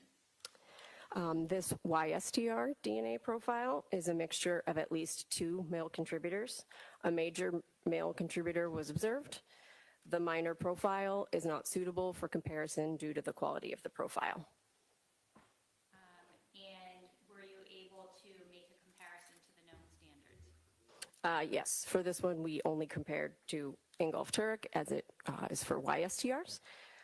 So the major DNA profile is at least 256 times more likely if the profile originated from Ingolf Tuerk or a patrilineal relative than if it originated from a randomly selected individual. 99.9% of the male population is excluded. I'm sorry, door closely. Is 99% of the male population is Excluded. regarding 11-3.1, the sample from the left-hand fingernails of Kathleen McLean, what was your conclusion? A YSTR profile was obtained from that item. And were you able to make a comparison to the known standard? Yes. And were you able to calculate statistics? Yes. And what was that? So the DNA profile is at least 1,246 times more likely if it originated from Ingolf Tuerk or a patrilineal relative than if it originated from a randomly selected individual. 99.9% of the male population can be excluded from this profile. I don't have any further questions at this time, Your Honor. So, when you say contributors, what does that mean? So contributors is referring to the number of individuals that could potentially make up a DNA profile. I see. And when you're talking about DNA, for example, I'm holding the pen, right? Yes. So if you in your lab were to test this pen, is what we call, I think, handler DNA or shed cell DNA, something like that would possibly be on this pen, it would be mine. Yes, that's just referring to perhaps how I it know, got there. It's But just an example. But yes. And perhaps any other guy or woman that happened to handle the pen. Yes. All right. So when you're examining for example, as counsel asked you about the right-hand fingernail or the left-hand fingernail, what is it you're actually looking at? Is it you looking at a fingernail? Are you looking at a substance, or is it a swab, or what is it? So it can depend. In this case, what did you do in this case? In this case, I was not in the lab. I was the interpreting analyst, so I did not look at the physical sample itself. I review the DNA profile that's obtained during the testing. So my point is that you, as a tester, whether or not you're the interpreter or somebody else apparently is the actual tester, you don't know what you're testing. It's basically a swab that's examined, right? Yes, it can be a swab, it can be a cutting, depends. Okay. Do you know whether it was a swab or a cutting in this case? If you know. I do not, I would have to refer to my file to get that answer. Okay. Do you have that with you? Or Yes, I can. is that something you can do quick, or is Yes. it a big file? Let's see. Item number allow it. 1-11, 3. Judge Stanley Tucci is so quiet. We never hear from him. So Those weird. are swabs. So you don't know, for example, if it's like blood or skin cells, or it's a swab that was tested, right? Yes. And on the right hand, if I understand correctly, fingernails, the swab from the fingernails, there were 2 male contributors, right? Yes. This was the YSTR testing, and again, forgive my ignorance, but the YSTR would be if it's a guy, if it's a male, right? Yes. As opposed to regular STR, which could be a female or a male. Correct. So, for example, the right hand had DNA from the swab from 2 male contributors, and you knew that Ms. McLean and Ingolf Tuerk were married, right? I don't know if I knew that, but now I do. How about if a husband and a wife have sex, if they're in the shower and they're having sex in the shower? Trev, we don't need to hear They're that. having sex somewhere. You get DNA on the fingernails, correct? Potentially. The left hand, again, there was determination that would be one male contributor, or was it 2 male contributors? It was a single source profile, so 1 contributor. So under the right hand or the left hand, you have swabs. On the right hand, 2 male contributors, and Ingolf Tuerk is included in both as far as underneath the fingernail, correct? Yes. And you went on with the septillions and gazillions and nonillions and all the rest of it. For example, as you were testifying to the examination of the Jeep, you were aware that that was a white Jeep that was Ingolf's car? It was his car? Did you know that? All I know is that it has mass registration for LC 133. All right. If I suggest to you that that's Ingolf Tuerk's car, it wouldn't be unusual for him, for example, on the exterior trunk to have his own DNA on his own car trunk, right? Correct. I mean, I probably have my DNA, Judge probably has his DNA on his trunk. I mean, everybody's got DNA in their car parts, right? It is likely that your DNA is on your own items, yes. Exterior trunk, you did determine that it was... Just like it's likely that John O'Keefe's DNA would be on his girlfriend's truck too, right? Mm-hmm. Yep. Ingolf Tuerk and 2 contributors to whatever it was a lot of zeros after that. The controls on the dashboard, you noted that there were 3 contributors, could be 3 people in the car that were playing with the radio or the AC or something, right? All I can say is that there were 3 contributors to that sample. In the steering wheel also, you had a determination, there were 2 contributors, one of which would be Ingolf Tuerk and his car, correct, in the steering wheel?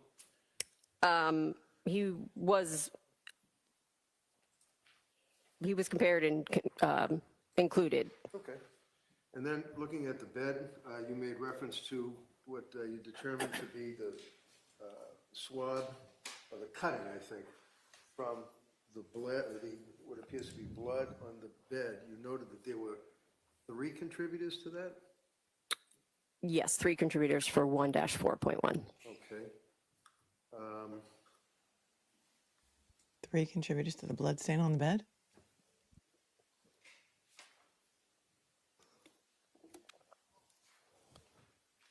So, yeah. Nothing further. Okay, you may step down, thank you. Thank you. I think the Commonwealth is going to rest now.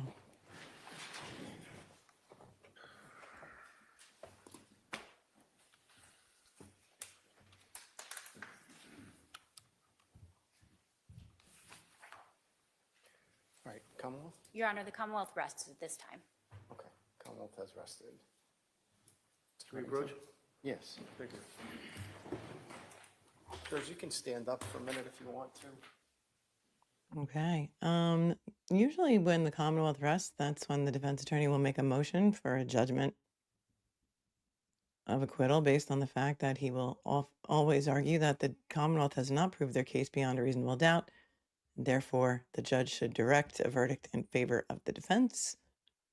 Usually it's done outside the presence of the jury, but maybe right now they're going to do it sidebar. And maybe also what happens before a defendant is going to testify is that the judge will give him a colloquy at sidebar saying, you know, you don't have to testify. You know that you're freely and willingly testifying. You have the right not to testify. And we'll ask him all kinds of questions to make sure he understands. If he testifies, anything he say can and will be used against him. So that could be what's happening at sidebar. We're not behind at all. We're on real time. Look at us. And they're only going until 2. It is now 1:22 p.m. Kelly, welcome to the Court of Massachusetts Facts. Thanks for tuning in from across the pond. Says the DA wouldn't want to read a new judge in on this circus. That's why Bev's there to keep the circle closed. No risk of new judge saying, oh, hell no. Thank you, Susie Ritchie, for your super sticker.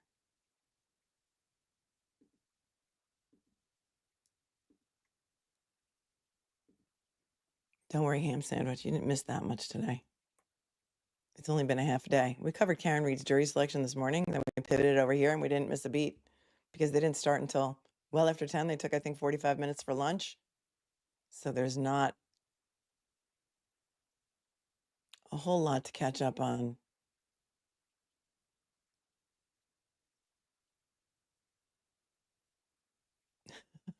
I don't know when Lori Daybell's supposed to start. It's on West Coast time, right? So I don't know what time is that supposed to start, 2 o'clock? No, I have some other things to do this afternoon, so I don't think I'm going to be available for that. We could watch openings on replay, though. Another day, if you like. She's representing herself, so that is going to be quite a train wreck, car crash, etc. Hi, Patty. Did you see the motion about the DNA analyst that can't testify in the Karen Reed trial? Hank wants another analyst to testify, but he hasn't done the work. Briefly, I haven't had a chance to dive into it. And I have thoughts on that. I just can't think of what they are right now. But I think that there are some things that we went over last week that Hank Brennan wanted the defense to stipulate to that were absolutely ridiculous. That's why he wanted the defense team to stipulate to the DNA sample of John O'Keefe, that it was accurate. And then it was after that that he made the motion saying the DNA analyst can't come in because she has a medical excuse. And so they're going to sub in another witness. And that is why, in my opinion, they wanted the defense to consent or stipulate to the DNA sample of John O'Keefe. And it was my opinion that they should not stipulate to anything, make the prosecution prove their case.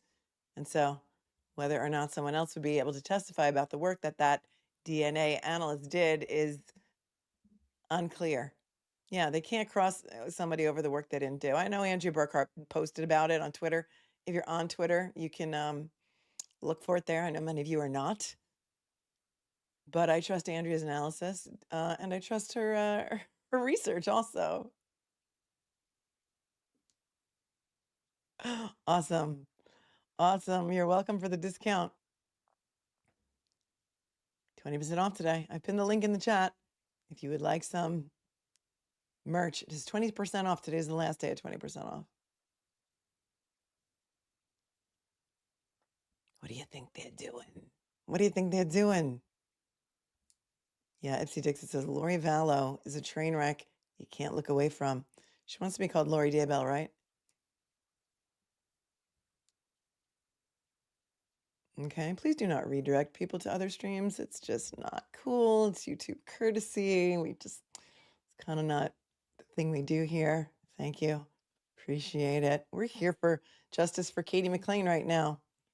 We're here for justice at for justice for Katie McLean right now.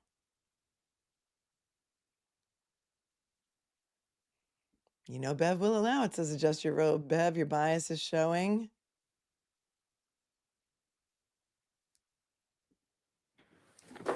And they're back.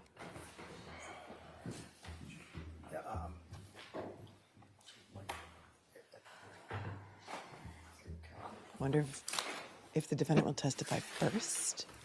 So the Commonwealth has rested members of the jury. Mr. Reddington? Yes, thank you, Judge. Could I have Richie Kovitz, who's right outside? Well, I guess the motion to direct a verdict is denied, but that's okay.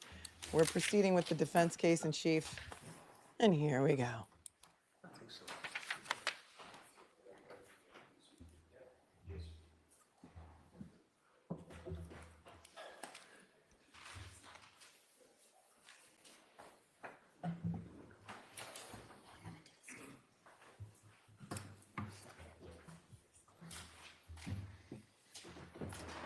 Raise your right hand. Solemnly shall give to the court and the jury in the matter now pending shall be the truth, the whole truth, and nothing but the truth, so help you God.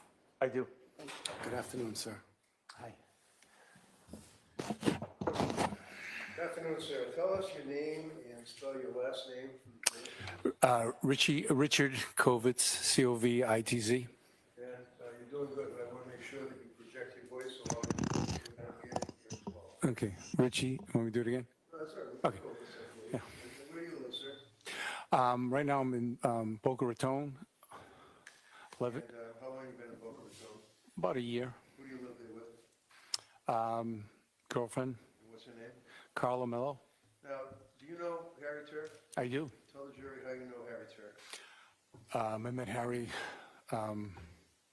years prior to 2020, probably like 2016, 15. When Harry met Richie. Okay. Yeah. So if we time frame, for example, 2020 to the spring of 2020, when Ms. McLean's body was found and this investigation started, you have known her for what, about 5 years? Yeah. Now, do you remember from personal experience when we collectively were hit with the so-called pandemic? Yes. And as a result of the pandemic, did Harry, yes or no, hearsay, did he come to you and have a conversation with you? Could you repeat that? I'm sorry. This is the guy whose trailer he lived in Florida. Did you have a conversation with Harry Tuerk, yes or no? Yes. All right. As a result of that conversation, did you have occasion to observe his state of mind about the pandemic and safety? Yes. All right, that answer will stand. That was a yes? Yes. All right, next question. And as a result of that conversation, what did you do? Did you let him do something? To move in, you mean to move in with me? Yeah. Oh, yeah, yeah. You were there, so you were. Oh, yeah, yeah, I sorry, That's all right. I was confused, yeah, a little bit. Where did you let him move in with you? In Boston, on Beacon Street, All right. Is that an apartment or? condo. Oh, it wasn't Florida, it was Boston. And is that where you and Carla reside? When, if you know, did you allow Harry to move into your condominium with you and Carla? You know, it was 5 years ago, so I would probably say about maybe January, or towards the end of January of 2020. Of 2020? Yeah, yes. So did he live with you in the month of February? Yes, he did. Did he live with you in the month of March? Yes, most of it. At some point, did he go somewhere? Did he Yes. Where did he go? He went to Germany. Do you know why he went to Germany? Yes. Why? I had a friend of mine that knew him that I put together, and he had some sort of robotic surgery of some sort that he was consulting for. And was he looking for a job? Yes. Did you go to Germany? Yes. For a period of time? Yes. And if you know, your best estimate, how long was he in Germany trying to get a job in robotic surgery? Probably 2 weeks. Right? And then after that, did he come back from Germany? He did. You know the reason that he came back from Germany? COVID hit. When he came back from Germany, did he reach out, not what he said to you, but did he reach out to you and have a conversation about where he could live? Yes. And did you welcome him back into your condo again with Carol? Absolutely. Was he able to live with you and Carol? No. Why is that? Because my board, the board of the condominium association was, you know, COVID just hit. So everybody was panicked about it, and they were just frightened about anybody coming in and out of the condominium at that time, especially from, I guess, from overseas. They made an excuse, so I was trying to be, nice about it and said, Harry, can you find a place to live for a little bit? I didn't know how long it was going to last. So he was not, because of the condo board, he was not able to live with you in Hallal again, correct? Correct. And did he have his own home that he could live at? Yes. No. No. Did you know that ultimately he ended up leaving Massachusetts and going somewhere? Yes. Where did he go? He went to Florida. Do you know where he lived in Florida? I know. Okay, you know, was it a condo, was it a house? There's a trailer. A trailer. Did you stay in touch with him during that period of time that he was living in the trailer in Florida? Yes. Did he share with you his fear and concern about the pandemic? Yes. Did you, Okay, overall, that may stand. Next question. did you, at some point, did you ever, in 2020, see him again?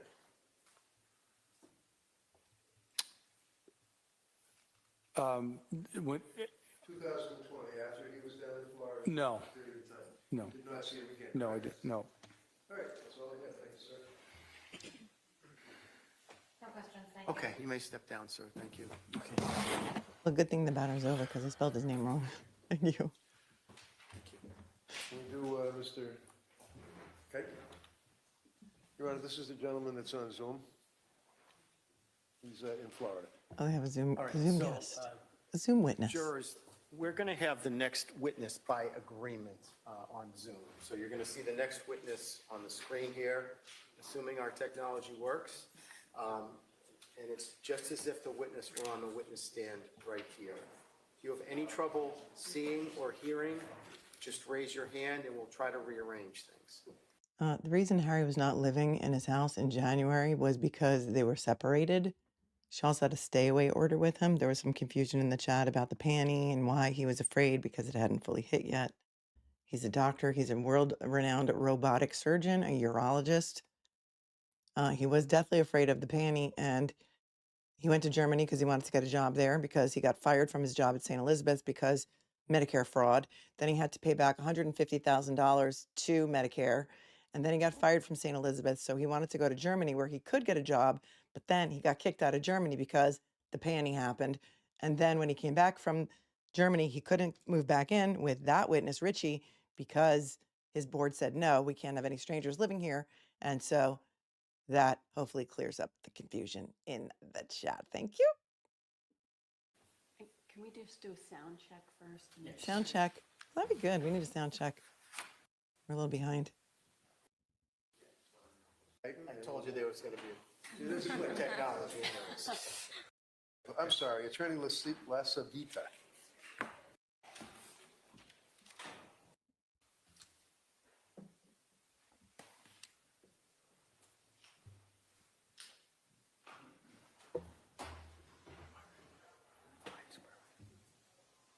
The clerk's name is Margaret. I do know her last name. I'm not going to publicize it because, trolls.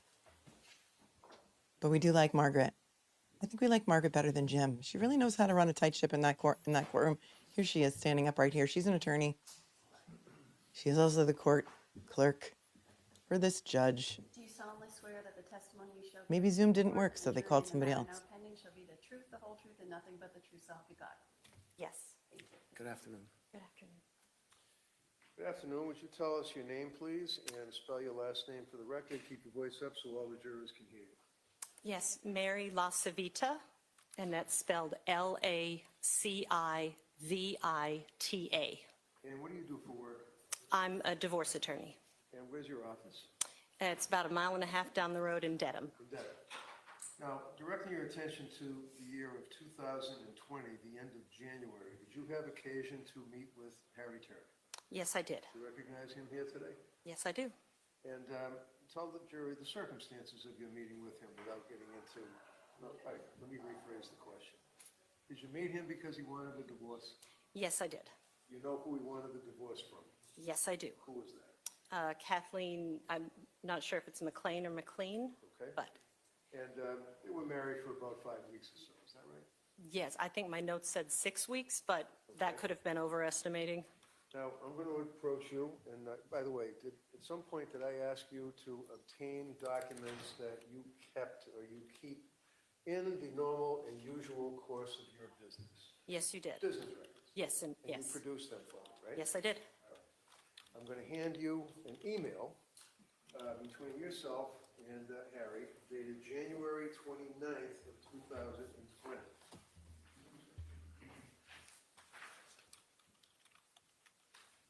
I have provided this, you know, I have provided it to you.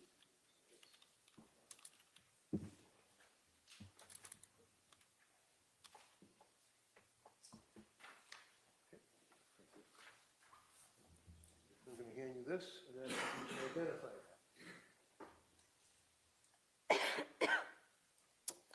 Yes, so this is an email that I had sent to Mr. Tuerk, just confirming our consultation, where it was, directions to my building, things like that.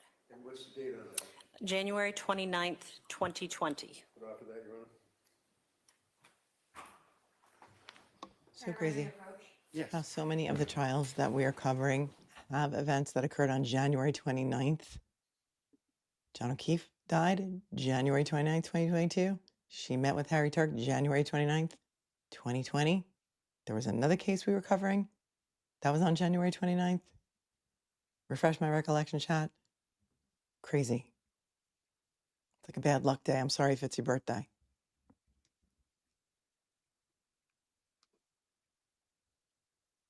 Katie found the email. That's what set her off.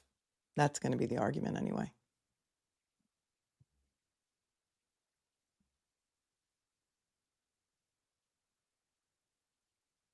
Penny McGee? Was it Penny McGee?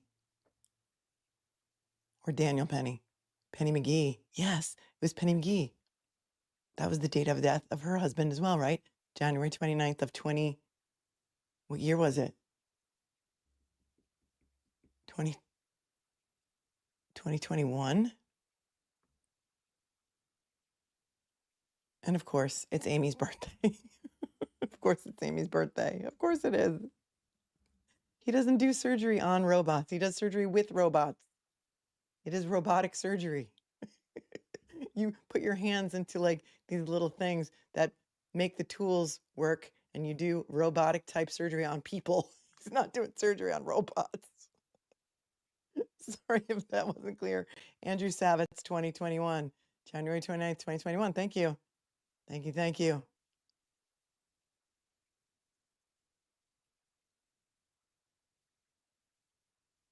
It is a high-tech way of doing surgery. It's the wave of the future.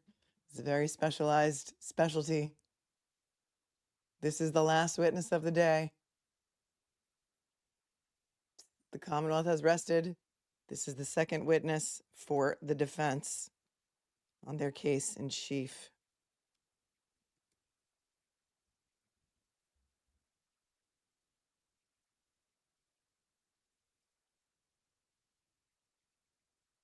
Do, do, do, do, do, do. Somebody in the chat, Tom, was saying, I don't believe that he does surgery on robots. I'm like, no, no, no, no, no. It's a thing. Robotic surgery is a thing. It is highly specialized. Aunt Bev's Newports. You outside smoking too many Newports? Yes, it is a. And then Tipsy Dixit says, surgery on robots sounds fun. Nurses are the best, Katie V. Nurses are amazing. Love the nurses. The nurses don't get enough credit. And they got to put up with all the BS from the doctors who are highly egotistical. And they don't get enough credit. The nurses are the unsung heroes. Anybody who has ever been an inpatient in the hospital, you know what I'm talking about. It's all about the nurses. All about the nurses all the time. See, we got to laugh, Carol. Otherwise, we're just going to cry. I don't know. I said that this morning, Scott. When is the sun ever coming back? Seasonal affective disorder is real. It affects me. I don't like it when there's no sun. And that's why I was quoting song lyrics this morning. It's not you. Their volume's off. Here, they're coming back now. Oh, wait. She's going out. Ooh, I think they need to talk about something. So jurors, we're going to break for the day. I have to discuss some matters with the attorneys, and it's getting close to 2 o'clock. Ooh, we're going to get to Please hear be more here from at 9:30. Judge Stanley Tucci. You'll be here at 9. Make sure you're here by 9:30. It is going to be a full day. As of right now, plan for Wednesday to be a full day as well. You are very likely to get this case to begin your deliberations late Wednesday, more probably on Thursday. Okay, that's the schedule.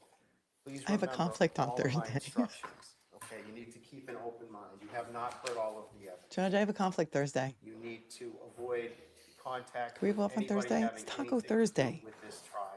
It's Thirsty You Thursday. cannot talk about this case or any other case in this building with anyone, including among yourselves. Don't talk about the Karen Reed So if you're case. walking out together, you can talk about the awful weather we've been having or anything else, but you cannot talk about this case or any other case in this building. You cannot do any independent research, okay? So you can't go visit any of the places that we've heard about during They the went on course a of field this trip. trial, any of the places that we've already visited during the course of this trial. Okay, you need to avoid looking anything up or searching for any information by way of the internet or any other means, including the TV, radio, etc. So to the extent you hear anything about this case or any other case in this building, you are to immediately click off of it, turn the TV or radio off, etc. Etc. With that, I'm going to wish you a good afternoon, and we will see you tomorrow I'm going to bid at you good night. 9:30 a.m. Good night. Good night. Hey, Kaylee, in Colorado, wasn't it snowing like yesterday or the day before? I used to say in Boulder, when I lived in Boulder, if you don't like the weather, wait 5 minutes. Kaylee says it's 70 today in Boulder. I wonder if they're going to show us the arguments. Are we gonna hear what the attorneys have to say? Let's see.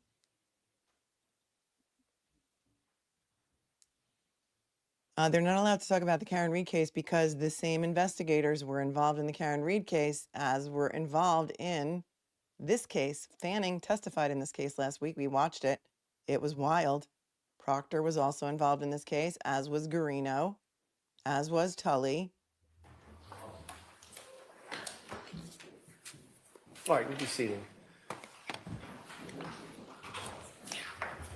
So with respect to the emails, what I would ask you to do is talk to one another about the emails, see if you can come to some kind of an agreement, or at least cull the ones out that you're not objecting to, that go to timeline.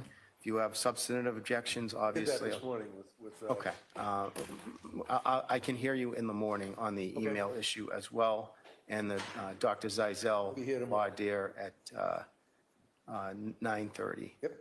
Okay, anything else that we need to Did I have discuss? Zeisel here at 9:30? Well, he'll be here at 9 anyway, so. No, 9. So we're doing Zeisel first before we do Yes. the letters, okay? All right, any other issues? Did the defendant's medical records go in? I No. offered them, but they haven't gone in yet because we did have some, I have them. But my point is, they're going in by agreement. It's just a matter of making sure, because of the fact that Norwood Hospital is no longer in business, you want to make sure that you have a complete copy of the records. I think we have as complete a set as we're going to get. I gave a set to Mr. Reddington with proposed redactions today, flagged for him. Once he reviews them, then we can All right. make the redactions and submit those as an agreed exhibit. I see how they agree on things, right? All right, and you have witnesses lined up tomorrow? I do. I can, You could potentially finish tomorrow. if Oh, they finish please. cross-examination of Dr. Turk, yeah, but I'm assuming it's going to Dr. take. Turk is testifying tomorrow. Okay, all right, anything else before tomorrow? Oh, Do either side have any proposed jury instructions? Can I just, before we talk about the jury and check? Yes. It is my understanding, though, regarding Mr. Chiton, that we're only talking about issues relating to the deed and the timing of the deed signing. Yeah, I've sent him copies of the text. I've given the government copies of the text. It's just going to include that. The stipulation, I'll read in first thing. If you just remind me tomorrow morning, I'm happy to read it in, or one of you can read it in. It doesn't really matter to me. Thank you. All right, anything else? Nope, thank you. Okay, thank you. So we'll see you at 9 a.m. All right. Thank you. All rise. Oh, Kathleen, thank you so much for your Venmo, for thanking me. I thank you. I thank you for watching with me. Otherwise, every day, you guys, I'd be screaming alone at the television. We'll be back tomorrow to see the defendant, Harry Tuerk, testify. Hit the like button before you leave. And I have a conflict Thursday, so let's just, or Thursday afternoon anyway. No, pretty much all day Thursday. Let's just hope that the jury gets the case, like they finish tomorrow, deliberations and a verdict on Wednesday. That would really be great for my schedule. Hit the button before you leave, the like button. Share the stream out, because a lot of people who even live in Norfolk County don't even know that this trial is going on in the courtroom next door to the Karen Reed jury selection. I don't know what's happening over there, but they only had 45 people to choose from today. So you heard Big Case Mike earlier. He thinks the first jury was morons. He thinks they were stupid, or one of them was lying. They're a bunch of liars, he said. You can't even make it up. Thank you so much to the to the moderators for keeping it classy today. It's not always an easy case to cover anytime you're in Norfolk County, or really anytime you're on my channel, because the trolls come in and they try and sabotage us, but we don't let it happen because you guys are amazing. Thank you, everyone, for being here. If I don't see you soon, I'm going to die, but I'm going to see you tomorrow. We'll be here tomorrow to watch Harry Tuerk, Hammer Haircut Harry, testify in his own defense. Stay cool, stay kind, stay classy, do all the things that YouTube likes, comment respectfully, hit the like button, share the stream out. And as always, I'll see you tomorrow. Peace, my friends. Enjoy the rest of your day. Peace.